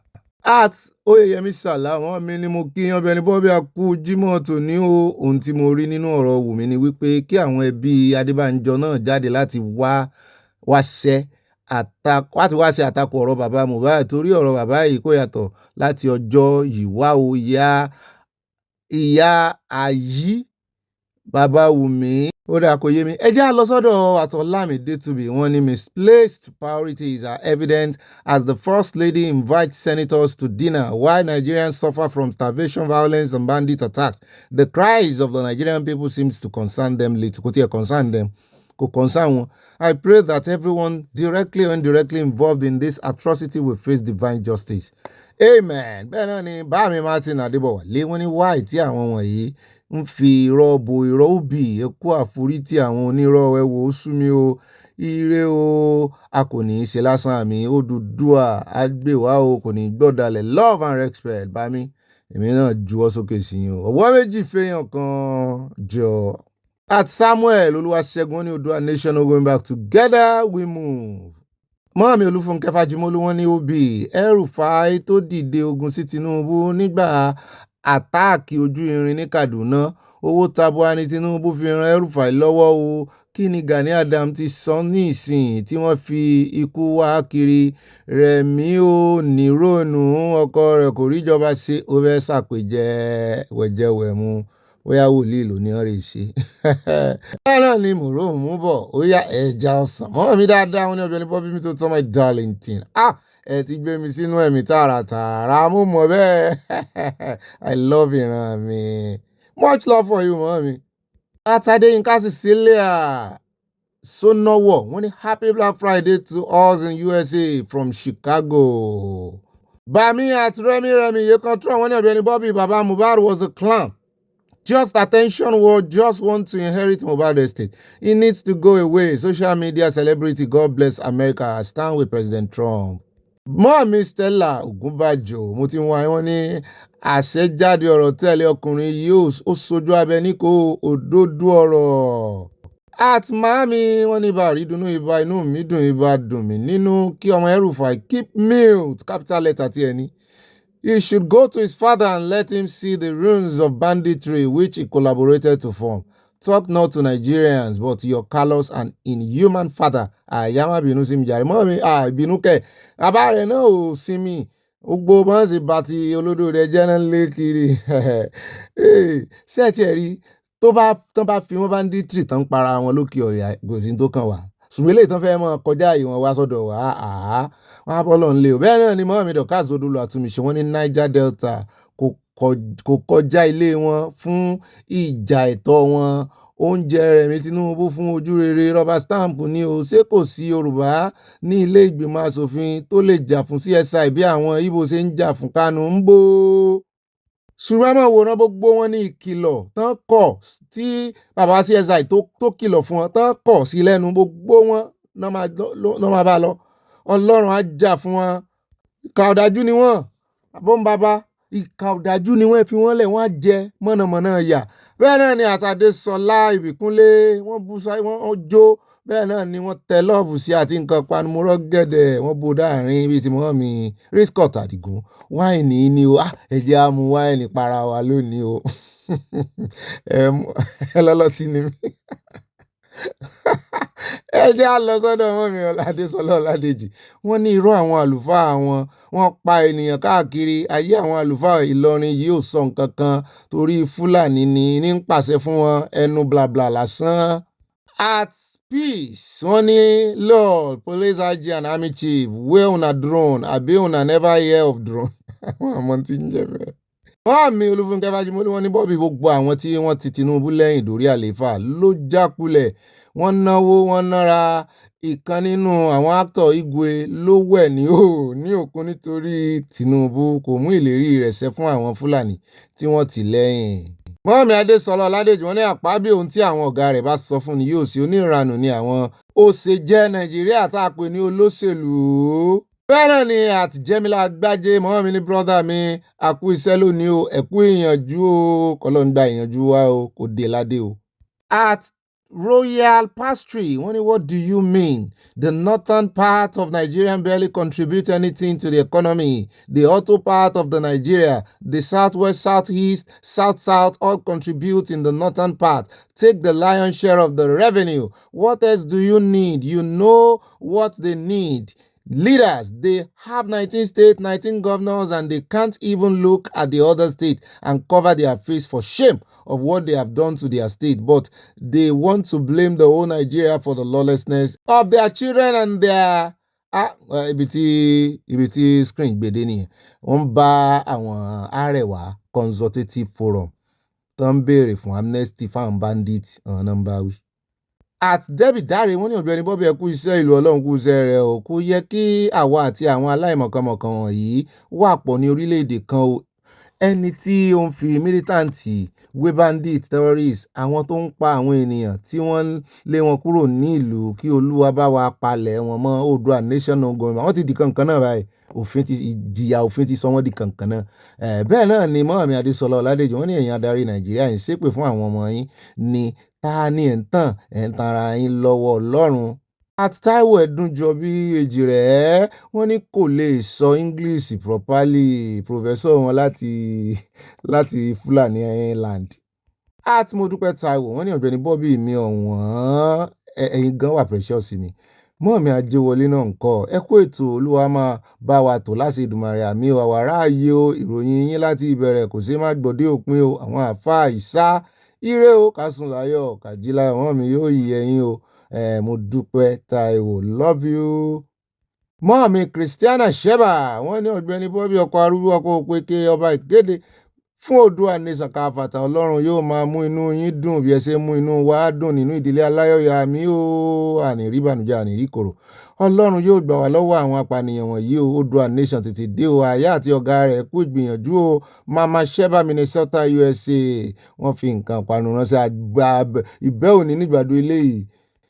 Ó dẹ̀ káàbọ̀ padà o yóò yẹ yín kò ní yẹ ẹ lẹ̀ àrùn fáyọ̀ bí ò sọ pé mo ti ń dúró dè yín ẹ wá nǹkan jókòó lé lónìí ọjọ́ ìsinmi kọ́lọ́njọ́ kó fún wa ní ìsinmi ayọ̀ ẹ wá nǹkan pàdùtẹ́mọ̀ sọ̀rọ̀ àjìjà ẹ wá nǹkan olómi tútù ẹ wá nǹkan ẹlẹ́rìndòdò tàbí fruit bó sì jẹ́ olówó ń fadoro náà ní Lipton tea ẹ gé lemon díẹ̀ sí kẹ́mọ́ sọ̀rọ̀ àjìjà bẹ́ẹ̀ rí tajútajú díẹ̀ bó sì ṣe drop ẹ kan sí tóró wíwà tó máa ń kán abídẹ́ẹ̀kì sẹ́nu ọmọ ẹ bá rí kíní tó fi ń kán abídẹ́ẹ̀kì yẹn náà ẹ lè fi kan sí kẹ́mọ́ fi sínú ògógóró yín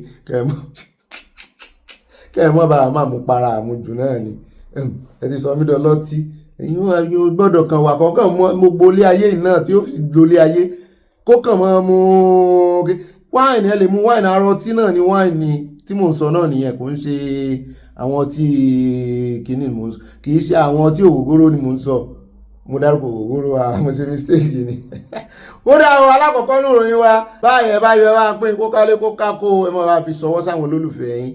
Ó dá ní báyìí alákọ̀ọ́kọ́ ní ìròyìn wa ẹja lọ sínú ìròyìn tí the New York Times tán fi síta o nípa ìwádìí tán ṣe wípé báwọn ṣe ń recycle car batteries bátìrì mọ́tò ní USA wọ́n ní ó ní impact ó ń kó bá ojú kó bá imú ní ìlú kan lógùn state mo níbo ló ṣe jẹ́ ṣé network yín jọra yín ni ní Ògìjó wọ́n ní which is known as the lead recycling capital lead bíi mọ́jèlé ni ó máa ń rí wíníwíní báyìí bíi mẹ́ta ni bíi irin ni ṣùgbọ́n wọ́n máa ń rún lead wọ́n wá sọ wọ́n ní ọ̀pọ̀lọpọ̀ àwọn ọmọ tán bí ń bẹ̀ half of the children tí wọ́n bí ní Ògìjó wọ́n ní their blood level wọ́n ló ní lead nínú wọ́n ló sì ń kọ́ sí brain damage.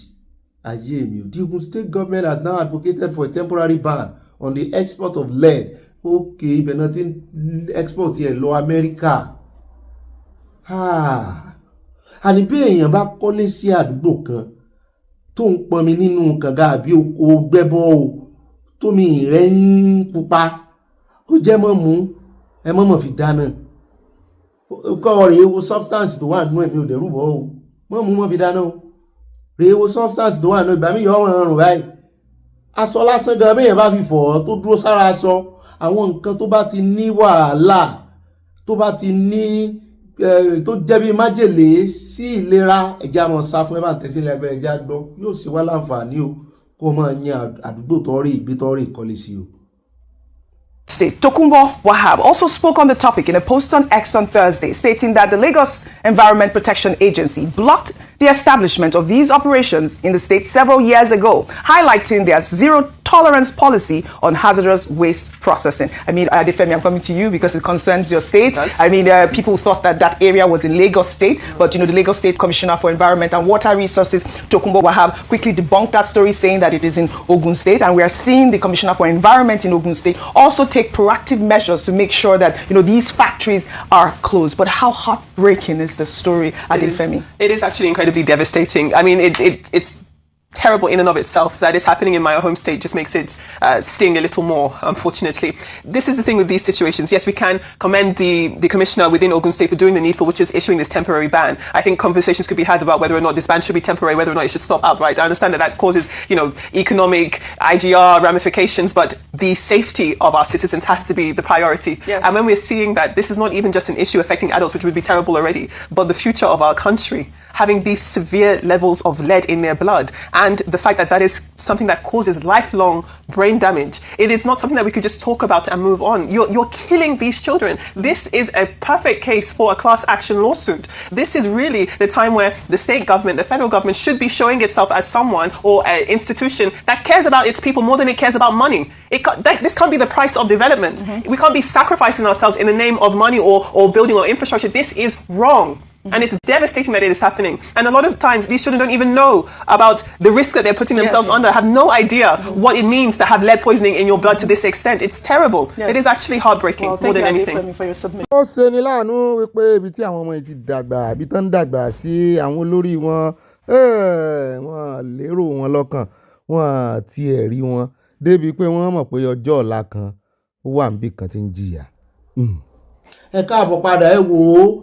Wọ́n mú mi lójú ògìjọ yẹn lọ́dún náà lọ́hùn ibi tán ti ẹ̀ mú mi lọ ó súnmọ́ ibi tí pipeline NNPC gbà torí ẹ̀ ní mi ò ṣe ra lẹ̀ ń bẹ́ẹ̀ gbà náà nínú igbó gbà náà kò ìṣòwò lọ́wọ́ wa tá pé àwa náà sábẹ́ ra lẹ̀ Èkó lára fẹ́ ra lẹ̀ sí àfi bá a ṣe kọjá Ìkòròdú sọ́hùn tá a wọnú ògìjọ mú ní sèkò náà rè wọ́n ní actually bọ́dà Èkó sí mi rọrùn ò ra lẹ̀ sí bọ́dà náà bá tún mímú débẹ̀ ń bá rí pipeline bó ṣe lọ don't come near ẹ sì ń filẹ̀ iwájú pipeline hàn mí mo ní ó délẹ̀ kejì excuse méjì tí mo nínú tí mo ní wọn rà mo tún wá rí àwọn tán ń pọn mi tán ń ṣiṣẹ́ blọọkì lọ́wọ́ tán ń pọn mi nù kànga tán ti gbẹ́ sí site mo tún rí omi tán ń pọn jáde ibẹ̀ mo ní láyé excuse mẹ́ta tí mi ò fi débẹ̀ ra lẹ̀ mọ́nù ilẹ̀ sí wọ́n tún fi tà fún fẹ́ fi tà fún akó súnmọ́ bọ́dà ẹ bá sì ra lẹ̀ sí bọ́dà Èkó síbi kan àbíbọ́dé Èkó sógun àbíbọ́dé Èkó sí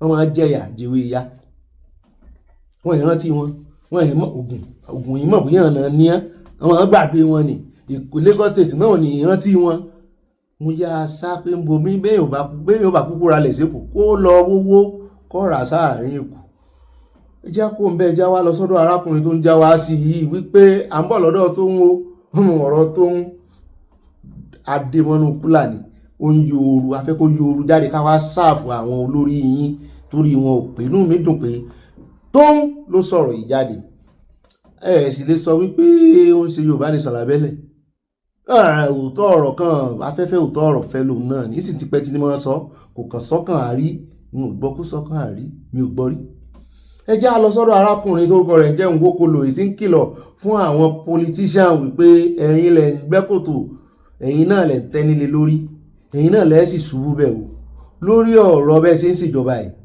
ẹ mọ̀ rántí pé àwọn ológun àwọn náà wà lákàtà ẹ̀yin o àwọn ológun ń wò yín bẹ́ẹ̀ ṣe ń ṣèjọba o ẹ̀rí bọ́ ṣe ń gbàjọba mo ní àyẹ̀ mi ò fẹ́ mú ọ̀rọ̀ gbàjọba ìmọ́nú òròyìn ó ní mú mọ́ wẹ́lẹ̀ tó fẹ́ sọ̀rọ̀ wá ń bẹ̀ Dr. Ndubisi Nwokolo ló kọ rẹ̀ international affairs analyst ní managing partner next year bá ń tẹ̀sí ẹja gbọ́rọ̀ rẹ̀. Because the political class have refused to make it work. Let's be honest. Situation where few months to an election, you're changing the constitution to favor you, right? Where you're shrinking the democratic space. You do not want the oppositions to exist. you're definitely making room for the military to have ideas in their head. This is not only in Guinea-Bissau, it's across most African countries. So we are creating the opportunity for the military to say, I mean, we are the best alternative if the civilians cannot do their work. Even though, if you look at what is happening in Mali, where one of the claims they used in coming to power was to say that they are going to fight the jihadist terrorists, which obviously they can't even do anything. So the political class is making the room easy for them. ó rẹ̀ káwọn padà ìkìlọ̀ ló fi ṣe wá àwọn kan gbọ́ bá àwọn kan mọ̀ gbọ́ já wá lọ tààràtààrà sí ọ̀dọ̀ ẹni tó já wa sí wípé àní àsopọ̀ mọ́ ti ìkànnà àwọn ọmọ ẹgbẹ́ APC ni torí ọ̀rọ̀ wọn jọra wọn. Àkọ́kọ́ dé ẹjá kọ́kọ́ lo tọmọ ẹgbẹ́ APC kò lè halẹ̀ ká tó lọ sí ọ̀dọ̀ ẹni tó jẹ́ MD ní ilé iṣẹ́ Space Research Management wọn. Ẹjá dé ọ̀dọ̀ Adamu Garba, a former APC presidential aspirant, claims terrorists bypass Nigerian intelligence with satellites, services and SIM card sourced from neighboring country. Evan Tessin Legbara. When it comes to the issue of them appearing on social media, this terrorist appears to be less sophisticated. I mean, the frontline operatives, but behind them, they have very professionals that guide their procedure. They understood the processes of escaping the Nigerians' network connectivity systems. They don't leverage on these our towers to consume their internet services. In fact, most of them are using services like that of Starlink or satellite services. Some of them are also coming via a neighboring country like Niger Republic and Chad. These countries have their own network that our NCC and Nigerian regulations cannot be able to access. And that is why some of our intelligence in Nigeria is ineffective in trying to track them efficiently and arrest them. And that is the importance of our multilateral relationship with our neighbors. If we have had good relationship with Niger, the initial fracas we had after the coup, if we had solved that problem, maybe it would have been easy to extend our relationship over there so that we cannot be able to have intelligence sharing that will help us to track them. But for now, if somebody is using a foreign network, or maybe a satellite network to come on social media, you can't track him. The only way you can track him is when you have a relationship with the social media provider. And in most cases, the social media providers are not even Nigerian companies, so they escape these kind of situations. So are you saying that we might just have a situation? Sorry to interrupt you. So are you saying that we might just have a situation where the DSS might not be so equipped to be able to track these individuals, maybe because their maybe configuration seems to be foreign, as against maybe an individual who just types or tweets anything and they pick him up?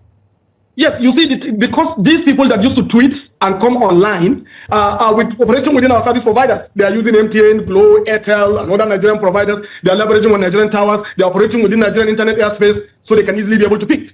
But it's a situation whereby you have a terrorist who is using Starlink, that is a satellite services, in a bush where he can access his internet wherever he is. You need Starlink to be able to track him. Now, do we have a relationship with the American government to the point whereby they can compel Starlink to supply us with this information? Or if this terrorist is using a Nigerian line, line from Niger, or maybe line from Benin Republic, and then because most of them live around the borders, or Chad, how are we going to work with them? You see, do we have a relationship that requires intelligence sharing with these our neighboring countries so that they can be able to enable us to have access to their central database and communication system to track these terrorists? Abalajọ tí wọ́n ṣe ń wò wọ́n ràn láti jọ yìí.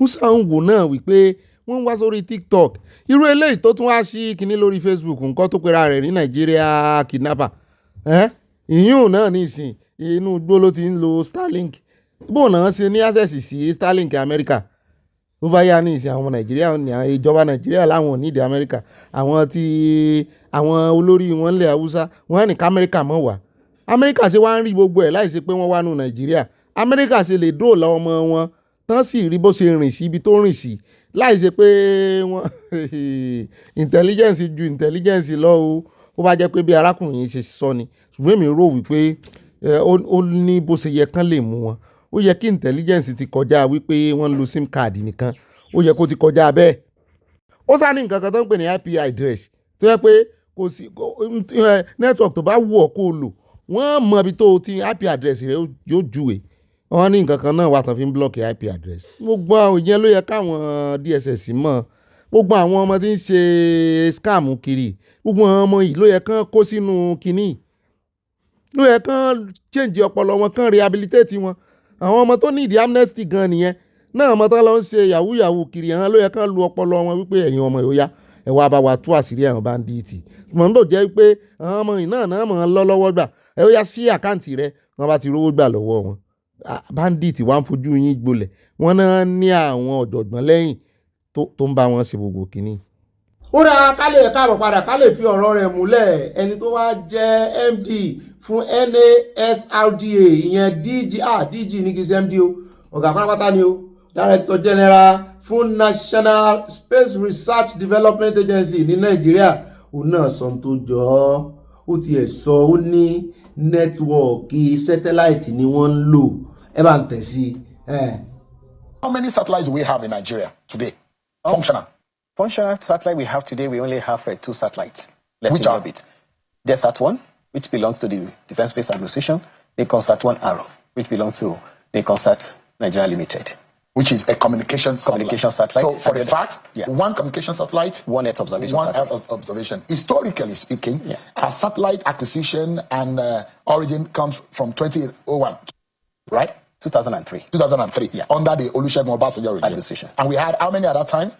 During the President Olusegun Obasanjo's administration, we were able to launch 2 satellites, one Earth observation, one communication satellite, but we immediately commenced new fleet of satellites, which came into orbit in 2011 during President Jonathan administration. Well, since then, we've not been able to have support at the highest level until we have the current administration, President Bola Ahmed Tinubu, GCFR, who has graciously approved 4 new satellites to replace our deorbited satellite. 3 of them are optical satellites. The 4th one is a synthetic aperture radar satellite. The beauty of the synthetic aperture radar satellite is during the day and night, it can image and we can monitor our economic zone. And then even when there is cloud cover, we can see image the country very well. And these are going to be Chinese made? It doesn't have to be Chinese made because what we are because looking the ones we have presently, we understand, and historically, Chinese have aided our the communication satellite was launched in China, but the Earth observation was done together with the British and then the Russia. Okay. Yeah. Because there was one that was lost in orbit some time ago. We never lost the satellite. What happened to it? That is we deorbited the satellite. What really happened to be the satellite is there are some technical challenge with the Nikonsat-1, and the challenge was on the solar panel that was not moving the way it was designed. The power. So the power was running down, and we had to deorbit the satellite. And in the space sector, there's what we call the parking orbit, where you can put the satellite safely so that we not crash into the other active satellite. Right now, we just got the confirmation from our partner from Sorry Satellite Technology UK that the Nigerian SATEX and Nigerian SAT2, which we started the commission early this year, has been decommissioned. It's in the parking orbit now, and it will be there for about 30 years before it come back to. Wow. And by the time it's coming back, it will burnt out. The remaining one will be like a small object like this, and it's simulated to drop inside the Atlantic. So now the 4 that President Tinubu has approved, is money being given immediately for that? Money is not yet released. We are still going through the process of fund release up to now, and it was approved in May. It was captured in the budget of 2025. It's a special purpose. It's a special fund. It's an outside the budget kind of. That kind of intervention doesn't go through. So if money is being given for those four satellites, how soon can we get them launched? We have the range between 6 months to 9 months to launch the optical ones, and then the synthetic aperture radar one between 12 to 18 months. ó dá àṣẹfẹ̀ gbọ́rọ̀ lẹ́nu wọn gangan ni ká tó wá tẹ̀síwájú torí nípa ọ̀rọ̀ security náà ni mo kọ́kọ́ fẹ́ yin ṣeun ṣiṣẹ́ gan-an lẹ́nujọ́ mẹ́ta yìí àwọn tí ń gbé wá àwọn question tí ń béèrè lọ́wọ́ wọn ṣùgbọ́n nǹkan kan tí mo kọ́kọ́ realize tá àyà pàkíyèsí mi sí náà ni pé ọ̀gá mi Fìlà Olódòde on your mandate ni mò ń wò lórí arákùnrin yìí àwọn náà fi ṣe MD mo ní bóyá náà wà nù ẹgbẹ́ òṣèlú kò sí tó ní kí èèyàn mọ̀ sí ẹgbẹ́ òṣèlú ọmọ Nàìjíríà náà wọn ló dáa wọ́n yin ààrẹ Olódòde wọ́n náà ti rìlíìsì owó ọ̀rọ̀ kan ló wá sọ tó ń já mi tàn mọ́ wípé owó tán máa fi ṣe tán máa rìlíìsì fún sátáláìtì tán sẹ́fẹ̀ẹ́ ṣe yìí torí wọ́n lẹ́yìn ní sátáláìtì mọ̀ ní ìsìn ọ̀pọ̀lọpọ̀ wọn ti ń pakọ̀ wọ́n ti rè bá yín ṣèfù ẹ̀ síbì kan lẹ́yìn 30 years yóò mẹ́ẹ̀tì rògbòrògbò yóò já sínú Atlantic fúnra rẹ̀ ṣùgbọ́n owó tán wá ní kì í ṣe inú bọ́jẹ̀tì ni ó gbà yìí ṣé ẹ̀hàn lùmọ̀ọ́ká náà máa generate owó yìí ni àmọ́ ń dájú ẹ̀ síbì kan tí ò fi wá ní gbanú bọ́jẹ̀tì bó la ṣe fẹ́ mọ bó ṣe ń lọ gangan Nàìjíríà gan ò lè dá sátáláìtì ṣe wọ́n sì jẹ́ àmọ́ nú ọ̀rọ̀ wọn ní sátáláìtì kankan ò jábọ́ wọn náà páàkì ẹ̀ síbì kan ní kọ́mọ́rì ìrẹ́lu tàwọn tó rí wọn pé tí ń ṣiṣẹ́ táwọn èèyàn gidi ẹjẹ́ agbọ́rọ̀ wájú sí. The military satellite that we have, does it have the capacity to be able to capture real time when they were capturing these kids out of their schools? We sometimes there's a misconception about what the satellites should do and what is have the capacity to do. The one that the militaries have and the one that we've launched in the agency as well, they are imagers. They don't record videos. And then they travel around the world, around the globe. Like the Nigerian Sat-1, Nigerian Sat-Test, Nigerian Sat-2. It takes an average of 3 days before they come back here. Oops. So if you want to have the global coverage, we need to launch plenty of them into the orbit. As this one is going, another one is coming. That's why we went for the constellation of this further the president has approved for us. This one will reduce the time lag to about 4 hours to 6 hours, depending on the orbital slot we are going to put the satellite. But we already developed our roadmap, not to wait until this 4 gets towards the end. So we want to be populating it with additional 4 or 5, so that we have the constellation that can give us near real time. So we don't have the real time. We don't. But do we have alternative concerns, gadgets that can help the military and for air surveillance? Due to this problem that we are facing in the country, we have reached out to technical partners. They are American-based. It took us 18 months because the security clearance in America could be secured. And on their own fleet, they have almost 300 satellites there. And they are to partner with us. But the fund has not been released for us. I've signed the MOU, I've signed the non-disclosure agreement, everything, but the contractual agreement now, the money must be there before we'll be able to access the platform. So it's a money problem now? It is very, very, very, very robust platform for signal analytics. We can actually even listen to some of the things that the terrorists are doing. Most of them, it breaks my heart when the state government shut down all the communication platform on our mobile. Because most of them are not actually making communication through mobile, they are making it through the satellite platform. The terrorists are using satellite to communicate? Yeah, I know that one for a fact. Give me a moment, Dr. Adepoju. Yeah. ṣe gbọ́ ṣe ń gan take break àwa gan take break ṣe ń gbọ́ gbogbo satellite tán lẹ́ẹ̀ni wọ́n ní 3 days ní fi ń travel lẹ́nu méjì tẹ́lẹ̀ ní ni o yóò lọ ran yín bí orí tán sangi fún 3 days kó tó wá padà mú yín yóò kọ́kọ́ lọ globally kó tó padà sí ọ̀dọ̀ yín gangan ẹ wá gbọ́ bàbá exposition tán ṣe ń bẹ̀rùn ó ṣe gbùm lórí mi pé àwọn terrorists gangan ní I can tell you for fact wípé inú satellite àwọn ní àwọn èèyàn àwọn strategic partners tó ń bá ṣiṣẹ́ pọ̀ abájọ tó wọ́ wọn fi lé lára ọmọ Nàìjíríà àwọn tẹ̀ ń lẹ́nu síre o kẹ́ ẹ lè mọ ìpilẹ̀ṣẹ̀ wọn torí ẹ̀ gangan ni níùsì tèní níùsì wípé àmì ìdánimọ̀ àwọn tí ń fìyà jẹ yín kẹ́ ẹ lè mọ̀ pé ìdí tọ́wọ́ wọn ṣe lé lára yín gbogbo ẹnu táwọn olórí yín ń dán àwọn òfò Amẹ́ríkà abájọ tírú Gúmi ṣe ń lé fùrù tètè tírú àwọn Sultan of Sokoto yẹn náà ní kan regulate social media sì regulate tàwọn ti wèrè yìí tàn ti bandit tàn ti ẹ̀tún ní satellite náà ń lò àṣìyà satellite ń jẹ Nàìjíríà àṣìlẹ̀ tó wà ń bẹ̀ gan image lásán fọ́tò nìkan ló lè mú nǹkan ṣe Nàìjíríà. The national security architecture needs to be rejigged. And meaning, what I mean by that is that an agency like ours is to sit around the table when they are discussing issues about national security. Well, I thought that your agency is the one who gives intelligence in terms of research, because every institution in the world rely on research. Because that research empowers the society. As a space agency, you should even be the one to be charting the future for that sector. When you are not around the table, when the discussion and critical decision is being made, the information you are giving, it depends on the interpretation that the person that is consuming it has given to it.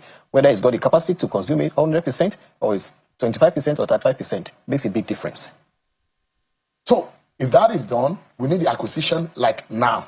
Right. And perhaps more than 4. And I'm thinking that for future acquisition and development of our space, it is not a matter that we need to contemplate. We need to now be developing our space capacity, isn't it? Definitely. I think being the previous administration have done what the current president have done for us, we won't have this gap. Ó dá o gbogbo tán ní fún wa láti sọ náà nu ó ti fẹ́ mọ̀ dọ̀rọ̀ blame wọ́n ti fẹ́ mọ̀ tún padà sẹ́yìn àwọn olórí yín látẹ̀yìn wà wọ́n mọ̀ tán ṣe wọ́n mọ̀ fẹ́ fi Nàìjíríà sínú òkùnkùn náà tán fún yín náà sáà náà lọ ṣe satellite sínú bìíní náà tán mọ̀ fìyà náà jẹ yín tán fi Nàìjíríà sínú òkùnkùn sáà náà wà rí ṣe satellite ẹ jẹ́ akólódó dẹ kọ́lọ́njú ó ṣe wọ́n náà ti release owó ṣùgbọ́n nǹkan kan tèmi fẹ́ fàyọ ni wípé ṣé kò sólówó Nàìjíríà tó ronú débẹ̀ rí ni olówó nìkan àbí irú Dangote tó ń kàn kówó rẹ̀ sórí kíní kówó rẹ̀ sórí ilé epo tí ò bá sí security níbi tí ń dá ilé iṣẹ́ epo sí ṣé kò sólówó tó lè ṣe samcourt àbí nǹkan àbẹ́ẹ̀ mọ iye owó táwọn náà láwọn yẹn ń pa irú ká ní a ní àwọn èmi àtàyà á sì rèé ṣe èmi àtàyà rèé ṣe á mọ̀ fi pawó ká ṣe bí 100 ó mọ̀ ga o yóò bẹ́ẹ̀ jí o gbogbo ibi tó yẹ ká dìde sí rèé o owó ibi tó yẹ ká dìde sí rèé o káà náà bẹ̀rẹ̀ sí í gbọ́ ọgbọ́n kínní wọ́n ń da agbádá kiri ni o àwọn kínní yìí ń da agbádá kiri ni o ó yẹ kí èkó nìkan gan-an kó ní baba ńlá sátáláìtì bíi 10 sí 20 èkó nìkan wọ́n sọjí síbẹ̀ kò yé hàn wọ́n kàn máa ń rè pàdé UN náà ni ẹ sì fẹ́ kàn fún yín ní permanent seat ní UN security permanent seat bó lẹ́ẹ̀sì di alága ní UN ọmọ ẹ̀yìn ní bẹ̀ ẹ̀ ní tó tọ́ ẹ̀ ní tó yẹ báńdíìtì táwọn wò wípé sàn tán ní tírénì tán ní nǹkan kan àsán gangan ọwọ́ wọn le àsán gangan gbọ́n ju àlọ́. ẹ wò látòní lọ wo àtẹ bá ti rí fọ́nrán àwọn ọmọ yẹn tán múra jákujàku tán dọ̀tí tójú wọn pọ́n ẹ mọ̀ fi ojú ànáwó kú wọn mọ́ o wọ́n ní èèyàn lẹ́yìn o wọ́n ní àwọn alágbára lágbàáyé lẹ́yìn o. ó rẹ káàbọ̀ padà abẹ́ẹ̀ rí nǹkan já wá sáré dé ọ̀dọ̀ alábòsí inú àrùn wọn jìnnà sí wọn bí ìsànmọ́ sílẹ̀ o ara ló ń ta wọn o ṣẹ́ẹ̀mù o ara náà ni ó tàn pa nílẹ̀ haúsá ara ni ó ta wọn pa ẹjẹ́ àdọ́dọ̀ dá látù eléyìí tó jẹ́ olórí fún àjọ Arewa Consultative Forum níbi tó ti sọ wípé kán wá máa ṣètọ́jú àwọn báńdíìtì àwọn kán máa fún wọn lówó pé kán fowó tún wọn ṣe kán fi tún ìgbésí ayé wọn ṣe bíi tàwọn Niger Delta kán fún wọn ní kọ́ńtráàtì kí náà fẹ́ fún wọn ní wọn sọ́ọ̀lù ó náà ló sì sọ nínú ọ̀rọ̀ rẹ̀ tá a fẹ́ gbọ́ ní ìsìn wípé inú àwọn òdòbí sí bí wọ́n ṣe ń pààyàn tó ń jí àwọn ọmọ Nàìjíríà gbé náà lẹ́sìn wá advocate fún pé kán mọ́ fún lówó ẹjẹ́ á gbọ́ ìyókù ọ̀rọ̀ ẹnu rẹ̀. In Islam and in our own Arewa Consultative Forum, killing of anybody, Christian or Muslim, is highly condemnable. It's not tolerated, it's condemned. And we in ACF were the first to condemn the Catholic school abductions. Our own position is that the life of a Christian is as good as the life of a Muslim. It's a life of Nigerian. We do not look at people from the religious perspective. We see them as Nigerians. We see them as innocent people who are being killed. And we see that government and people together must come together and associate and fight this evil together. So we are not, of course, when you have a number of people, everybody will have his own view. The Imam you quoted was right, is condemnable. We have always, even the Imam in Kaduna you quoted also condemns of innocent citizens. But you cannot stop people from having an opinion on how to go about solving problems. Especially but he believes that kidnapping is a lesser evil. No, he believes that kidnapping is a lesser evil. Lesser evil than what? Than killing, than shooting evil? People in Nigeria. That's what he believes. He said that on live television. You would rather kidnap someone than kill him? Yes, he says that that is what Sheikh Gumi has said. I think it's a higher grade than kidnapping. I think if you give me a choice to whether I should be kidnapped or killed, I will tell you to kidnap me and not to kill me. And therefore, I will tell you not to kill anybody, any Nigerian. But if you are comparing them, but both of them are not the choice. Both of them are condemnable. But both of them must be fought in one way or the other. And that's why I think the government has been grappling with this problem for 16 years. Nobody wants to be kidnapped. No government. ṣé ń gbọ́ dìbẹ́tì wèrè ṣé ń gbọ́ ọ̀rọ̀ wèrè so wọ́n mọ ọ̀rọ̀ tí Gumi sọ lórí agbágbé ẹjọ́ èwo ló dá ń bẹ̀ nínú kan jiyàn gbé nínú kan pààyàn àwọn tí ń jiyàn gbé kì í ṣe pípa náà ń pa ọ̀pọ̀lọpọ̀ wọn ni ìgbà míì tó bá fẹ́ lọ jiyàn gbé táwọn ọlọ́pàá tó bá gbúrò mọ́ wípé àwọn ọlọ́pàá wà nítòsí tàbáwọn àmì ṣé bọ́ọ̀ náà máa ń yìnbọn wọ́n máa ń pààyàn ìgbà míì tán bá rówó gbà ṣé bọ́ọ̀ sẹ̀ pa ìkan nínú àwọn Catholic priest ni ṣé rí pa àwọn ará bí wọn ẹranko ni wọ́n àwọn tán ní kẹ́ẹ̀tún wá mọ̀ fún àwọn bandits lówó rèé o pé ó yẹ kán ṣe amnesty fún wọn àwọn náà ń debate lórí ìpànìyàn àti ìjìyàn gbé yìí o kẹ́ ẹ bá mọ̀ pé ọ̀rọ̀ ò lè yé wọn wọ́n ń ṣàbòsí ni o mo ti láàfẹ́ lójú lónìí díẹ̀ la lò ń bẹ̀ lánàá kẹ́ ẹ lè wà á rí wọn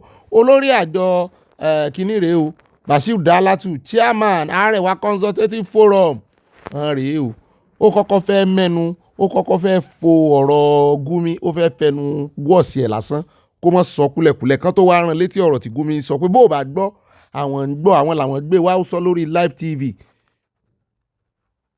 Ó mà ṣe o. ṣé gómìnà tí DSS ń wòran rè sọ ní ìdí sátáláìtì kan tó mú ni. Ká wítaláìwì ní ìsìn dátì bàbá ẹni tó jẹ́ running mate Peter Obi ló kàn ra sọ̀rọ̀ kan lórí agbègbè ìjẹta wọ́n ti rè é lé mú. Okay, I have got a feeling that you are asking about our own inadequacies also, and I am admitting it, that partly is our problem because we should have a message that the large population that we keep producing is going to cause a problem. We have about 15 million out-of-school children roaming the streets. It has now become literally impossible for any state government to take care of the problem. If we had taken care of it at the beginning, it would not have grown to this volume. But our advocacy now is still to encourage governments, individuals, and even the Arewa Consultative Forum now is going into skill acquisition for those children that have missed the opportunity to be in school, so they can be taught skills, so they can be productive citizens and reduce this pervasive instance of street children problem. Ṣé iná ń gbọ́ ẹ ti rí importance ìròyìn tá a lò nínú Abala Sanawole wípé wọ́n ń gbin irúgbìn burúkú lórí ọ̀rọ̀ bandits àwa ń tún lù ú ṣe torí ẹ̀ la ṣe ń pèràn Yorùbá wípé ẹ má jẹ́ kí àwọn ọmọ wọn wá ba ilẹ̀ wa jẹ́. Àwọn ọmọ tán jẹ́ kán lọ school wọ́n ti ń pè yín o, wọ́n ní ẹ wá dáwó fáwọn o, wọ́n ní ẹ wá ran àwọn lọ́wọ́ o. Wọ́n ní kẹ́ ẹ wá fi owó Nàìjíríà àti gbogbo Nàìjíríà kẹ́ ẹ wá fi tún tàwọn ṣe torí apá àwọn ò ká mọ́, apá àwọn ìpínlẹ̀ àwọn ò ká mọ́, apá yín ò sì ní í ká. Tẹ́ ẹ fi gbàbọ̀dé fún Nàìjíríà náà ni ó pa irun. Ó dẹ̀ káàbọ̀ padà mọ́jà waste time lọ́dọ̀ ibi tá à ń lọ kò jìnnà rárá, ibi táyà ló pọ̀, a sì ń lọ sọ́dọ̀ tó ibẹ̀ gangan là ń lọ sún ẹjẹ́ àkọ́kọ́ dé ọ̀dọ̀ Baba Yusuf àbí Baba Yusuf sì ló kọ rẹ̀ tó ní federal government ò tí ì mú terrorist suspect kankan nínú gbogbo àwọn tán dárúkọ pé àwọn sì ti wá ń rí wọn ní inú ìjọba wọ́n tún fi wọ́n so lórí láwọn government agency. Baba Yusuf ló sọ bẹ́ẹ̀ fọ́nrán rẹ̀ wà ẹ bá ń tẹ̀sí.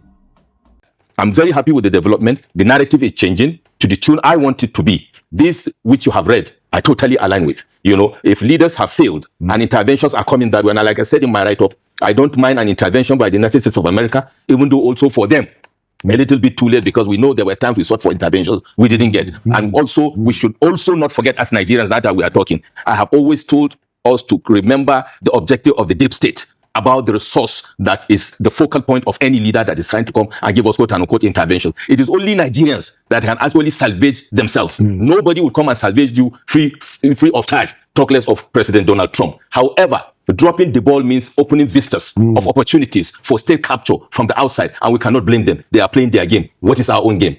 This which I see, I hope will be enacted and action immediately, because it will wake up the leaders to either do the needful or the reality to remove them out of play. In fairness to all, how do we arrive at a situation whereby we accept repentant bandits into our armed forces to be part of our security architecture and intelligence, and we expect things to go better? How do we come to a situation 15 years into the onslaught of Boko Haram, Islamic fundamentalists, banditry, and economic saboteurs, we are yet to fully prosecute and set examples by arresting at least one or two of the principal actors and bring them to book 15 years after the fact? People are calling for special courts. I think it is an insult on the intelligence of Nigerians by the leaders. Over and beyond these sanctions, I expect the United States also to take other actions with the allied countries of Europe and other countries, so that, because if I will remind us, you know, during the times of President Muhammad Buhari, when some sanctions were enacted by the United States, I remember one of the top line leaders of the country was calling it off and saying, I have nothing to do with America, I don't have to go there. Such an irresponsible statement. When a sanction is meted on somebody, first of all, fundamentally, it is naming and shaming. And for anybody that has an iota of self-respect, that tells you that something is wrong. And for you to reflect on that, whether you go to America or not, to take action. But it appears our leaders need this decisive action to step up. But over and beyond that, like I keep on saying, we talk about elite consensus.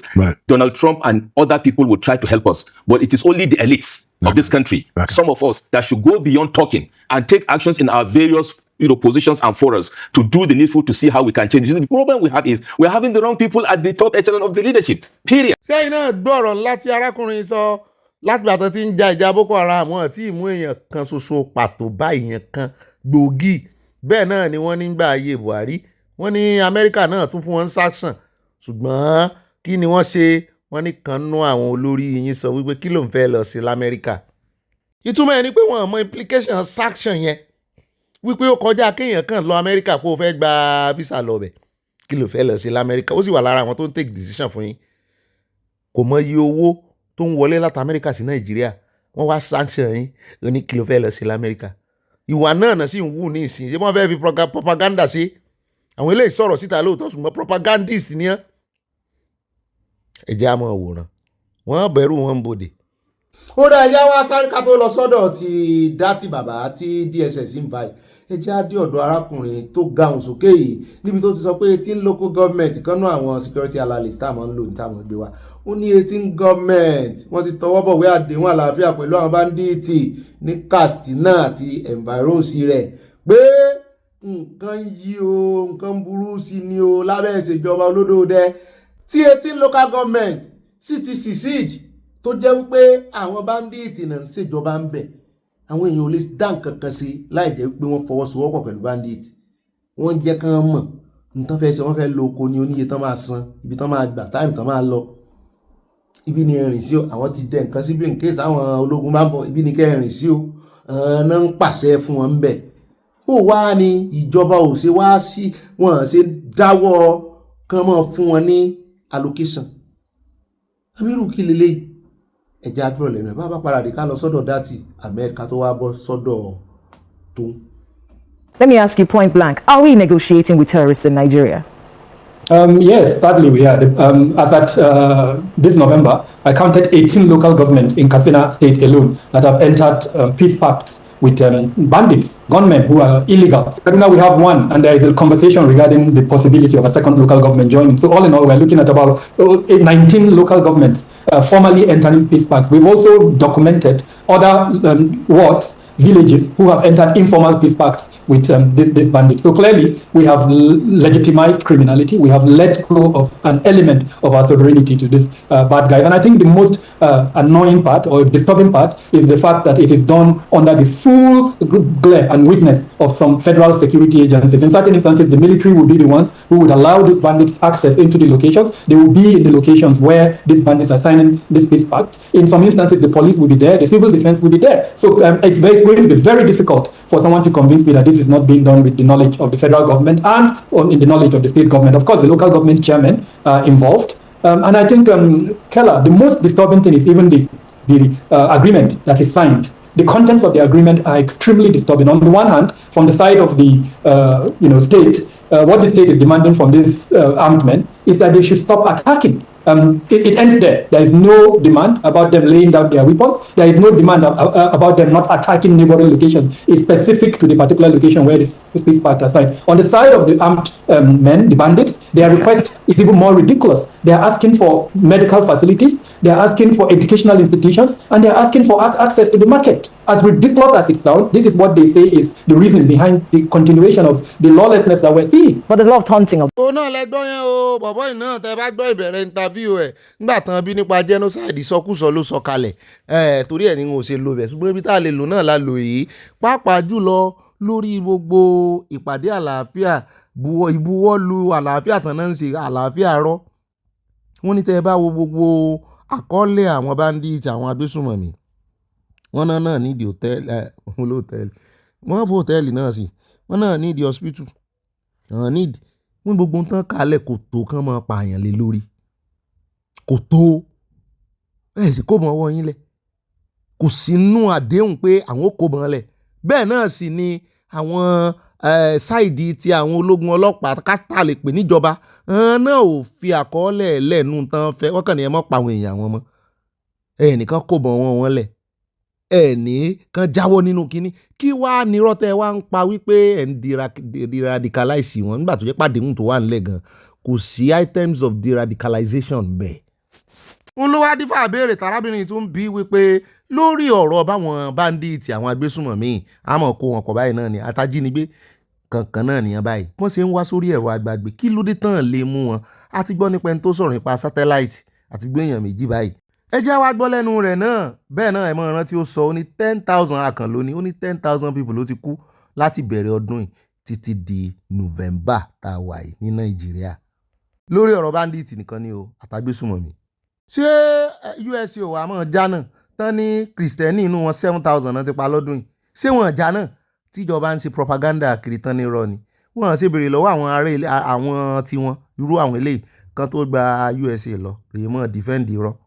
If it was politically expedient to go after these bad guys who are using TikTok, who are using Facebook and other platforms, to display their wealth and to taunt us, they would have been arrested by now. Unfortunately, it's not politically expedient, so for some reasons, they're not going after them. There's an association that I belong to that has members in 158 countries of the world. In the last few weeks, my colleagues in those associations have been asking me the question, do we even have security agencies in Nigeria? Why are they seeing the type? I mean, one asked me that, how possible is it to go into a school and pack 315 students and keep them? He was trying to envisage what, as a professional, envisage what it would take, not only to do that, but then to keep them. The logistics of it, yes. The logistics of something like that question, and I took time to explain to him how our security has deteriorated to a point where it's possible. So why I brought this up is that it is unfathomable, Keller, that we have allowed this to occur. And it's not because we don't have the capacity. It's just because the impunity, the lack of accountability within the security space has been allowed to fester to a point where even the unimaginable is happening. And unimaginable is herding 300 plus students into the forest and then keeping them for days without any form of response. It took the Americans how many hours to come after one of their citizens that was abducted? It's taken us God knows how long to go after someone who has taken 300 plus of our kids. It is unacceptable, and we must, in very clear terms, say that we can do better. Do better náà ní tó bá ti sọ lọ tán sọ́bọ̀ ọ̀pọ̀lọpọ̀ wọn tó bá béèrè kí ni solution wọn yìí mọ̀ ẹ́ ewúrú bàbá tó wà nídìí satellite tó sọ wípé kò sí bọ́n ṣe dámọ̀ràn tó lórí bí ààrẹ Tinubu wọ́n ṣe constitute delegation tó máa bá Amẹ́ríkà ṣiṣẹ́ fi ẹni tó wà nídìí satellite yín sí bó ló ṣe fẹ́ work òun ló sì wà nídìí satellite yín bó ló ṣe fẹ́ kí lẹ́yìn mọ̀ ibo ni ó júwe gbogbo kọ́nà fún yín àwọn náà wà nídìí bí aeroplane ṣe ń wọlé àwọn náà lè shut down space àwọn náà lè kí ni wọ́n ṣe firú yẹn sí kẹ́ ẹ bá mọ̀ pé wọ́n ṣe bá bala mistake error náà fi operate fún yín torí ẹ mọ̀ retí pé yóò já síbi kankan torí ọ̀gbẹ́ni tí ń sọ̀rọ̀ gan ń rò kó mọ̀ nǹkan kan nípa ọ̀rọ̀ satellite ẹ wá dúró tí bàbá yẹn sọ ó ti yẹ pé ìfìlà olódò dẹ̀nà náà ọ̀nà ìwọ̀n máa ń déètì náà ń dé kiri wọn lórí yín ò mú nǹkan kan ṣe o wọ́n ń re gbogbo wọ́n ń jí bẹ́ẹ̀ ṣe ń jí wọ́n ń sùn bẹ́ẹ̀ ṣe ń sùn àwọn náà ń retí wípé ìyanu kan ó kàn ṣẹlẹ̀ láti ibì kan àwọn náà sì wà ń pò ẹ ṣàgbọ́ tí Ọọ̀ni of Ifẹ̀ náà wọ́n ṣe ń bí ṣe ń bí wọ́n léèrè àlówó ẹ̀tàn ni bí ṣe ń táwọn tó ń fà wọ́n lọ́wọ́ tí ń fà wọ́n lẹ́sẹ̀ tí ń tún wọn lọ́fun pé ẹ sọ̀rọ̀ lórí ọ̀rọ̀ security ní bàbá ń padà sórí ọ̀rọ̀ àṣìṣẹ́ pọ̀ pẹ̀lú olódòdè àní ẹ mọ̀ ṣiṣẹ́ pọ̀ pẹ̀lú olódòdè kí làjẹ́ndà yín Ọọ̀ni orí nǹkan kan sọ nípa pláànù nípa àjẹ́ndà wọn bó ṣe Ifá là á lọ ọbẹ̀ bó ṣe Ọ̀rúnmìlà ni wọ́n mẹ́nu bà díẹ̀ ń bẹ́ẹ̀ wípé a padà sí traditional àmọ́ bá a ṣe ń ṣe àti wíìnì wọn rí ẹ ti wíìnì wọn rí Ọọ̀ni ṣerú ogun tẹ́ ẹ bá tí Fúlàní bá yín jà lọ́jọ́ sí rè ṣerú ìbọn tán kó wá bá yín rè ẹ̀yin ò improve lórí nǹkan kan bulletproof wo lẹ ti fi kíní yín ṣe kánà kó yín mélòó lẹ ti sọ di technology wọ́n ń lo satellite ẹ̀yin dúró lórí pé ẹ ṣe Ifá gan ju satellite lọ kálẹ̀ ẹ ti develop ẹ̀ jù bá ń lọ ẹ tún ń ráàyè múra àwọn ìyàwó yín náà ń dáṣọ ẹ wá ní ẹ ń fojú àná wòkú wọn wẹ̀wìn ní wọn lọ́jọ́ sí láyé ogun kútúwèjì olórí yìí tó bá ti joyè ṣe go. ó rẹ káàbọ̀ padà ká tó lọ sọ́dọ̀ Dátì Ahmed ẹja dé kó ẹja dé ọ̀dọ̀ Wahab Tokunbo níbi tó ti fi hàn wá wípé wọ́n ń pè nǹkan kan ní water kiosk project táwọn ṣẹ̀ṣẹ̀ ṣe ó fẹ́ sọ community táwọn ó ti bẹ̀rẹ̀ ibi táwọn ó fẹ́ lójúdé àwọn táwọn jọ ní partnership pẹ̀lú tó ń pè ní water raid kí ni ìtumọ̀ rẹ̀ gangan kí ni àǹfààní ẹ̀ benefit ẹ̀ fún àwọn ará Èkó ẹ̀ bá ń tẹ̀sí ẹja gbọ́rọ̀ lẹ́nu rẹ̀. This is your ATM card. So what you do now is that you insert your card into the ATM capacitor. So whenever you insert your card, it flashes here and right the water starts coming out. When you're done fetching, you will insert your card back. Start and right. When because I'm talking. ó rẹ̀ káàbọ̀ padà já wa lọ tààràtààrà sí ọ̀dọ̀ ti dátì bàbá Ahmed ẹni tó ti ìgbà kan jẹ́ running mate fún Peter Obi nínú ẹgbẹ́ Labour wọ́n jọ ṣe ń gbà náà ní 2023 ni bó ti jẹ́ pé wọ́n win ní ìdí rẹ̀ tó sì wá ń fi tààrà sọ̀rọ̀ ọ̀rọ̀ kan tó wá wà tó wá sọ táwọn DSS fi ní kó wá rí àwọn èmi náà fẹ́ gbọ́rọ̀ yẹn jáde gbọ́ torí wọ́n ti ń pariwo sọ̀rọ̀ rẹ̀ náà wà lára wọn ti ń pariwo pé wọ́n kàn fẹ́ fìtínà rẹ̀ ni ọ̀rọ̀ wo ló wá sọ tán ló wà incited tán ní incitement ni ẹ bá ń tẹ̀sílẹ̀ agbára. Because I'm in a hurry to drop this topic. This declaration of a state of emergency is a joke. Leave it at that. Remember, memory lane. With you and with another TV station, I nearly stopped the swearing in of this government. I don't want that to happen again. Anything that goes wrong, I don't want to have contributed to anything because this government is skating on thin ice. And the ice is so thin you cannot believe it. We're in a precarious situation in this country. Remember, I want us not to swear in Tinubu Shettima ticket. It nearly stopped it. If not because some of us were very lazy and scared, we could have stopped it. Now, put Shettima and Tinubu aside. I don't want to talk about them. I want to ask 3 groups of people to please see what they've done. The judiciary, please see what you've done. You have brought in an incompetent government that is incapable of fulfilling their promises. Nigerians, you and I and everyone, Obi, Atiku and everybody, see what we have done to ourselves, allowing Tinubu Shettima to ruin our country. The armed forces, see what you've done, that they will come look you in the face and call you beautiful. I'm not talking about Tinubu Shettima anymore. They are inconsequential because they don't even know what they're talking about. If you say they should stop building schools, for God's sake, I've written you off. But surely you can't hold them responsible. They are. No, hold on, let me just make this point. You can't hold them responsible for the historical problem of insecurity in this country. I mean, they've been there for just over 2 years. And this stuff has been going on since 2009. Can I catch you, Charles? Thank you, you say 2009. From 2015 to now, at least we can catch Uncle Tinubu. Because the world had it with Lady Baba Buhari. Everybody knew what he was. And he had cried to that it was all over for him. Uncle Tinubu went and convinced him to come back. He showed him the money that Buhari's people wanted to see. It was all about money. He convinced him to come back. Everybody knew late Baba Buhari of blessed memory. I'm sorry. He doesn't know what he reads or what he used to read. Yeah, but well, everybody didn't know that because the country voted for him. I mean, so surely you might have known that, but a lot of people didn't know that. But we were telling the people repeatedly, and they wouldn't listen. That is why we're paying a very high price, and that's why I told you, we Nigerians should not look and say to ourselves, see, look what we've done to ourselves. Tinubu is president. Shettima is vice. What have we done to ourselves?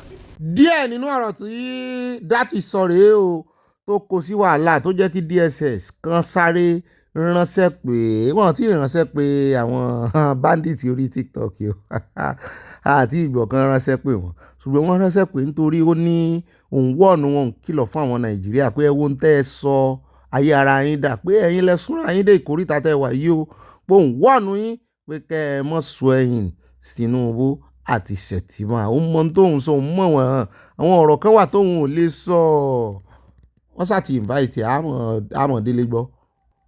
ó rẹ̀ káàbọ̀ padà ibi tá à ń lọ ládé o ọ̀rọ̀ bùsì ẹja wa lọ sí ọ̀dọ̀ Tóun ọmọ olódò dẹ Tóun ọmọ olódò dẹ lórí ẹ̀rọ ayélujára Adétóun ọmọ bàbá ẹ̀ the one and only ọmọ olódò dẹ one ó ti sọ̀rọ̀ sókè ó ní gbogbo ibi tí nǹkan ti wọ́ wá ó lóun ti rí ó tú àṣírí àwọn ìyàwó àwọn ọba yín ó náà pé mítìnì wọ́n dáṣọ sí white ní ẹwọ́ wọ́n fẹ́ sọ̀rọ̀ insecurity báwọn ó ṣe máa ti àwọn ọkọ àwọn gẹ̀ẹ́sì ń kẹsẹ́ búdénù bàbá wọn bí òdọ́kàn wọn gẹ̀ẹ́sì ń kẹsẹ́ pé àwọn náà fẹ́ dá sí tọlọ́run láyé àwọn aráàlú fẹ́ máa ti àwọn ọkọ àwọn pé insecurity ẹjọ́ ẹ bá wa mójútó fẹ́ kọ́lọ̀ ń lo àwọn káwọn onílẹ̀ lo àwọn kó gbé àwọn wọ̀ láti ṣàyàn lórí insecurity káwọn ọkọ àwọn ọba àgbàgbé torí ẹ̀ńtàn mójútó pọ̀ wọ́n bá pè pàdé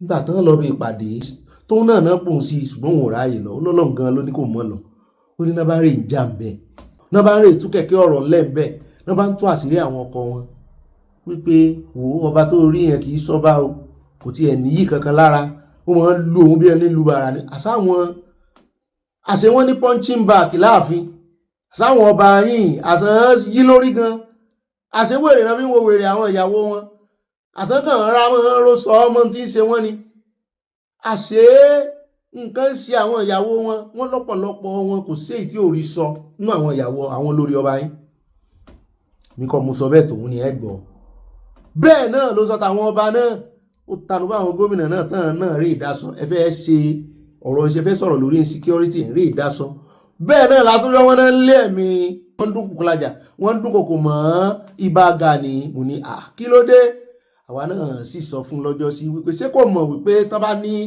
àwọn bandit ń wá àyàn wọ́n pín orúkọ síta ṣé kò mọ̀ pé wọ́n forúkọ ọ̀hún sí ni ẹni kí ni mo rí èmi ò mọ intelligence wọn bí ò ṣe wípé intelligence ẹyọ kan tí mo rí náà ni ọ̀rọ̀ tí Galadima sọ lọ́jọ́ sí tó sọ wípé nítorí ti boy kan tó di Oòduà mú tọ́básanjọ́ ò lè fìyà jẹ tó ń wòran náà ṣe fi Buhari sí ṣùgbọ́n àṣẹ̀yìnwáṣẹ̀yìn bọ̀tá ló wá forí kó wàhálà bẹ̀ bàbá Sunday Igboho ọ̀tọ̀lẹ́ntán wá ọ̀tọ̀lẹ́nt tó di OPC mú tó náà dárúkọ OPC wọn ti ẹ̀ dárúkọ Sunday Igboho sí ọ̀tọ̀ wá ní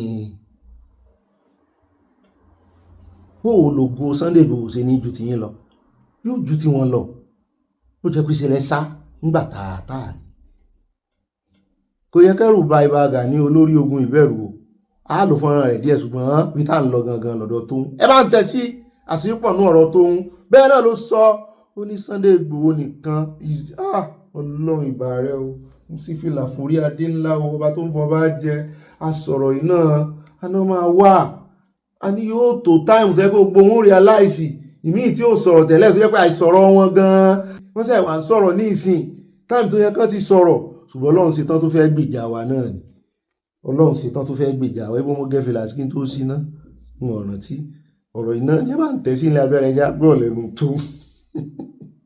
There is fire on the mountain. We are on our own. Fellow citizens of Nigeria, we are on our own. A country starts from a family to a community. Let me give you people a full gist. On Monday, all the obas, we thought that when their wife go and cry on their neck, they will also cry on governor's neck. Governor will also go and give Asiwaju the report that communities are concerned. So let us start looking of how to protect and secure individual communities. The wives of obas, they called a meeting. They contributed money to rent is it Oriental Hotel. Where did they go to? They even call Ashwebi. Everybody should come in white, well dressed with makeup, only for them to get there. Fellow Nigerians, they did not discuss security matter for 2 seconds. I'm talking of just 1 second. All the top women, big women in the society. Thank God I was not around. They said me too, I should come and joke. Do you believe that they were only discussing how their kings are their wife? They are beating them to stupor. Oba said they wife. So who the SVA is supposed to carry now? Yesterday, Obas to had their own meeting. The meeting scattered. One another one couldn't bend. They beat because the fight is how did their wives have the audacity to gather themselves together and do a meeting and be discussing their domestic matters. They did not discuss Nigeria matter. But they said that Council of Obas should meet. We're in serious problem. Now, governors, Southwest governors, and I'm very, very sure, Apari governor, Governor Dapo, Naim, then where Kampala, Ashwebi, nínú gbogbo rògbòdìyàn yìí, Dapo, ẹ̀tún náà ti mú Kampala. Sanwó-Olú, Governor Sanwó-Olú, ọkàn ẹ̀ balẹ̀. Babájídé Sanwó-Olú, you wear blue filler on top of Kampala. Una go discuss security. When bandits are giving us update on TikTok that they are coming, Lagos next, Sanwó-Olú, you still remember where to march. Tell to conscious, Kampala to give us Sanwó-Olú war. We're in serious problem. Fellow citizens of Nigeria, the only solution now that my head can think and my spirit is leading is to look for how to bring Sunday Igboho back. Sunday Igboho is what we need now. And what be Sunday Igboho? Whatever pardon, whatever lift, let them lift the ban on Sunday Igboho so that they can come and support police officers. Now, I said that they should withdraw VIP.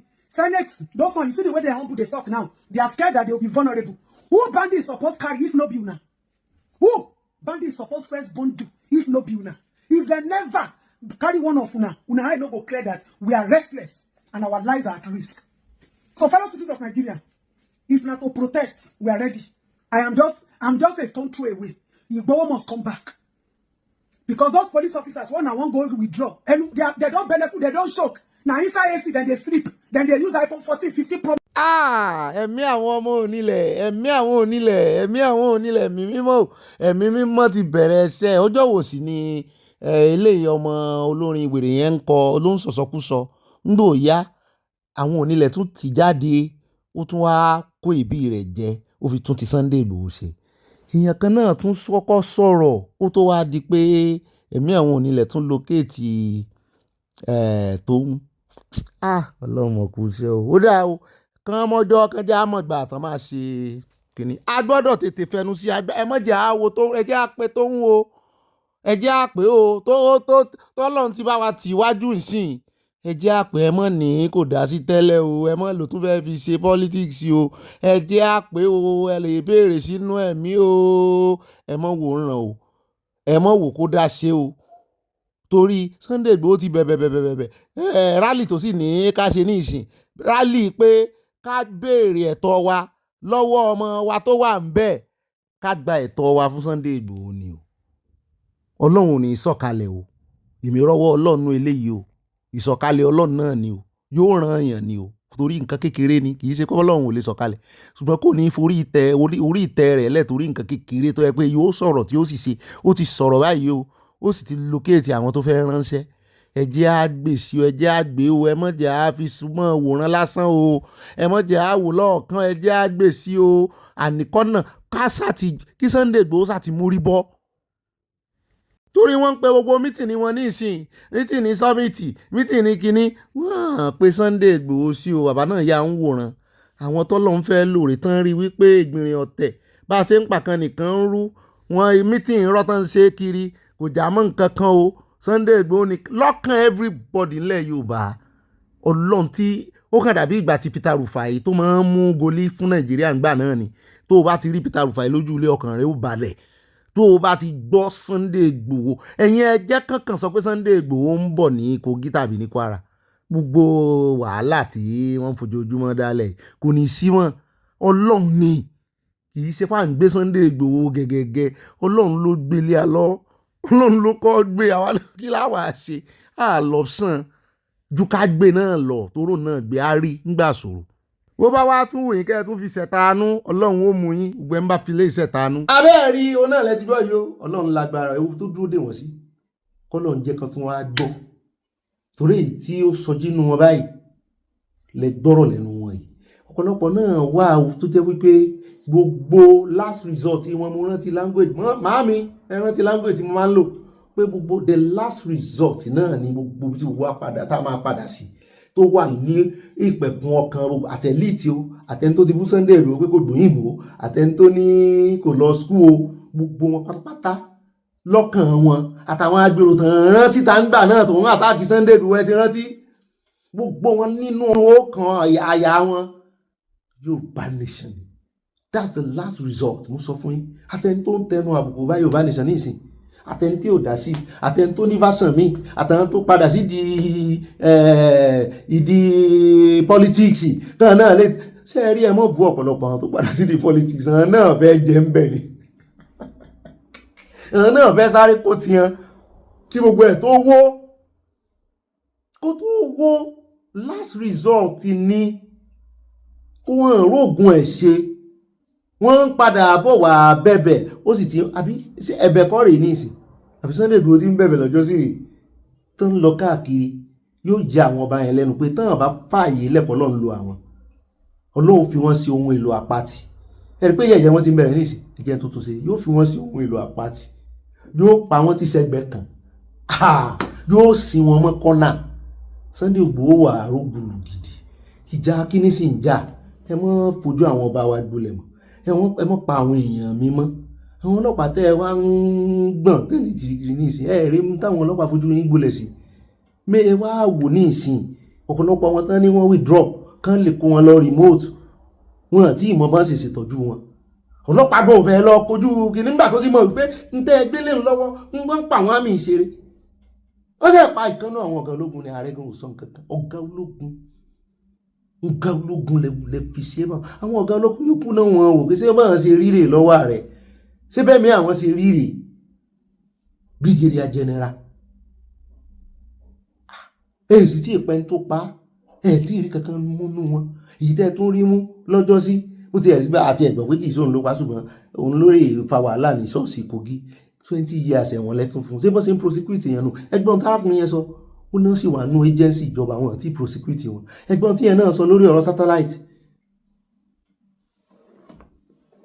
Inú mi dùn jẹta nígbà tí mo rí fún àbáná ni àná lálo jẹta tí wọ́n rán ní ẹ̀yìn ló ń fi rìn lọ báyìí wọ́n sì ń dà wọ́n bò ẹ̀yìn ìbọn ò sì hàn nǹkan bẹ́ẹ̀lẹ̀ Yorùbá ẹ sọ fún gbogbo àwọn babaláwo yín pé ọ̀ràn ti wọ̀lú kán tètè wá nǹkan ó ní bí Yorùbá ṣe máa ń wọ́n lẹ̀ táwọn ará bí wọn kọ́ náà lóògùn lọ́wọ́ o ṣùgbọ́n gbogbo oògùn wọn òfúrútù fẹ́tẹ̀ ni ó dà wọ́n lára ẹ jẹ́ dìde kẹ́ ẹ mọ́ sùn yọ̀ọ̀dà fún ọ tó ń bí ọ̀bá tí ilé ìtìjú mo ti sọ pé ẹ wò ó gbogbo àwọn alábọ̀dé gbogbo àwọn tí Ọlọ́run ò gbógolé lọ́wọ́ ẹni àyàn ẹni Ọlọ́run fẹ́ lọ́lọ́run yàn ó Sunday Igboho ẹni Ọlọ́run fẹ́ lọ́lọ́run yàn ó ẹni Ọlọ́run fẹ́ lọ́lọ́run yàn ó tún yàn ó tún sí lógo róògùn ẹ̀ṣẹ̀ àwọn òdúró lẹ́yìn báyìí àwọn òwòrán ni a ti fọwọ́ lẹ́ran kò sí gírígírí mọ́ ẹ má máa dààmú mọ́ o ẹ má máa sáré kiri mọ́ ẹ fi wọ́n lẹ̀ járe nǹkan sórí ọ̀rọ̀ yáyá ìwọ̀sí rẹ̀ ẹ ń báráyè òdà fẹ́ sọ̀rọ̀ Ìbàdàn nínú ẹ ń báráyè kí ló wá fẹ́ sọ fún wa àwọn tó fi wá sí suspense ìmì ọmọ tá àyà fẹ́ sọ ẹ ń báráyè ni àbèrè pàdé lọ́la báyìí o God bless you God bless Baba Sunday Igboho. Ó dá ọ̀gá mi ẹ ṣeun ẹjẹ́ wá fẹlẹ́ yìí ká fi bẹ̀rẹ̀ abala ń bára yìí mú kí n káàbọ̀ gbogbo ẹ̀yin olólùfẹ́ wa ẹ̀yin olólùfẹ́ ọ̀gá mi ẹjẹ́ á dé abúlé mú wọn lẹ́rù wọn yìí níbi tí àwọn agbésùmọ̀mí àwọn bandit ti kóra wọn jọ tí wọ́n ń ṣe 24 gun salute náà mọ̀ pé iléeṣẹ́ ológun wọn náà ń joyè ní ìkànnù wọn náà fi joyè rí wọn tẹ́ blue carpet ilẹ̀ instead of red carpet ó gbé wọn jáde o ó ní kó yìn sókè lójú ọ̀run níwájú olórí wọn náà ló ti yìn kó mọ̀ wípé ṣìṣe tí mọ̀ bá orúkọ tí fi gùn yẹ ẹwò yóò fi ìbọn fọ́ orí arákùnrin yẹn ní ìsìn olórí ẹwò bóyá ó mọ̀ ni kò tiẹ̀ yá bóyá ó mọ̀ ni bóyá ó fẹ́ gbàjọba lọ́wọ́ rẹ̀ ní ṣùgbọ́n lọ́dọ̀ tí a irú ẹ̀ là ń béèrè fún irú ẹ̀ là ń fẹ́ irú ẹ̀ láti mọ̀ rí àní rí báyìí láti Ọlọ́run Èdùmàrè wọ́n bo wìtìwìtì bíi kí wọ́n dù ú bẹ́ẹ̀ náà ni ẹ̀jẹ̀ bo òun náà lábẹ́ aṣọ wọ́n yọ owó jiwìnì tán kó sí lórí torí ó ń jọ bí ẹni pé kíní baba kérésì náà fi ṣe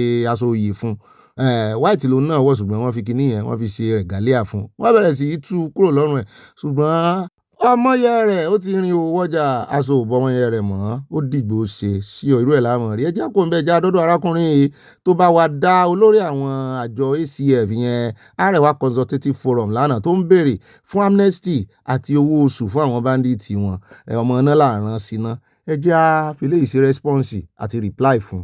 And while the fact is when we were busy thinking that the move by Shegumi was a personal opinion for the government to negotiate with these radical elements and these bandits, at the end of the day, we were wrong.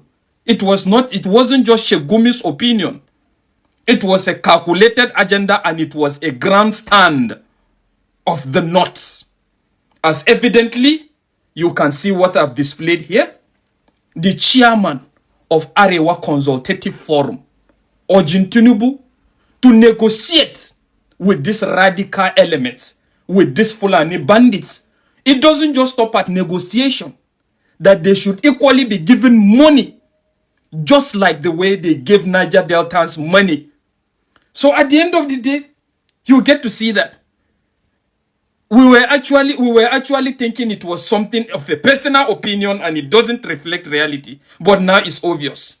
But this now brings us to the question, how did we get here? Secondly, how we go take commode for here? First of all, I want to say that person will constitute this thing where they call Northern Nigeria. Na thunder go fire you. Na thunder go fire you. But apart from that, I think it's high time for people to know this is not hate. This one where I go talk is reality. Forget about propaganda or sweet words. And any other person that is not comfortable with this, I don't care. But the fact is, it's high time for people to define themselves and stand for whatever reflects the true definition of themselves. And in this regards now, I want to sincerely say that this kangaroo arrangement of northern Nigeria is high time, is more defined, and people that knows that this doesn't reflect them, I am telling you, should stay out of this. You need to stay out of this. Talking about this now, I want to tell you that I am telling you sincerely, no, God, this northern Nigeria, it no go stand like this again. I am telling you. And that is why I'm now wondering, where is the Middle Belt Forum in this regards? Is the statement of this Arewa consultative chairman your stand as well? And why have you been sleeping? It's obvious now that no matter how you try to promote togetherness, I am telling you, there is nothing like togetherness. There are people in this country that have agenda and they are working towards that agenda. And it's evidently showing. And let's ask ourselves, when you say these people should be compensated the way they compensated the Niger Deltas, are you telling me what the Niger Deltas did is the same thing that these radical Fulani bandits are doing? Is it the same thing? What were they fighting for in the Niger Delta?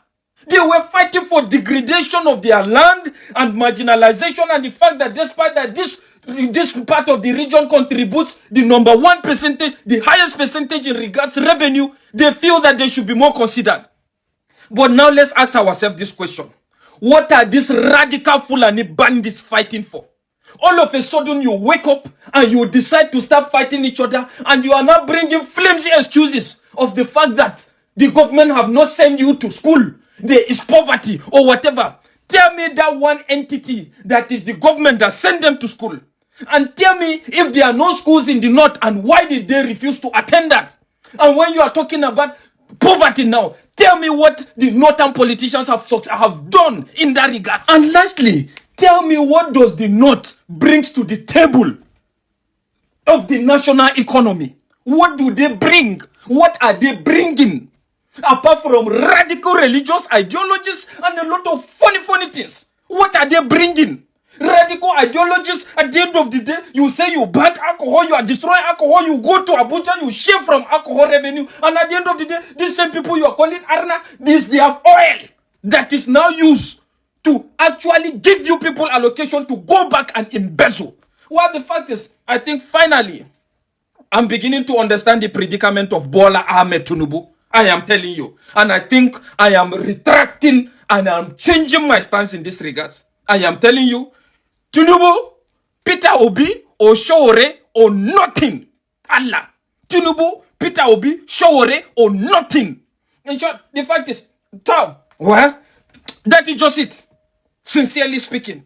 Because I'm beginning to now feel that this thing is not just all about even insurgency. It's all about even some elements are in this system that are trying to ensure that they discredit this man, as evidently shown with this man coming to make this kind of utterance. I am telling you, it's a calculated attempt. But by the grace of God, Kubra Muslim ticket. We don't have a problem with that now. Tinubu must continue. If he can't continue, let it be another person, but not a northerner. Do whatever you feel like doing. I am telling you sincerely, nothing, absolutely nothing. No northerner is smelling that seat. By God's grace, come the next election, whether you like it or not. But go and still keep pampering bandits. Go and do whatever you feel like doing. And I'm telling this to also the minority in the north. This is high time for you to take a stand. And I'm equally telling this to the Niger Deltas, to the Igbos. Everybody should take a stand. Protect and defend that which you stand for. I am telling you. Even if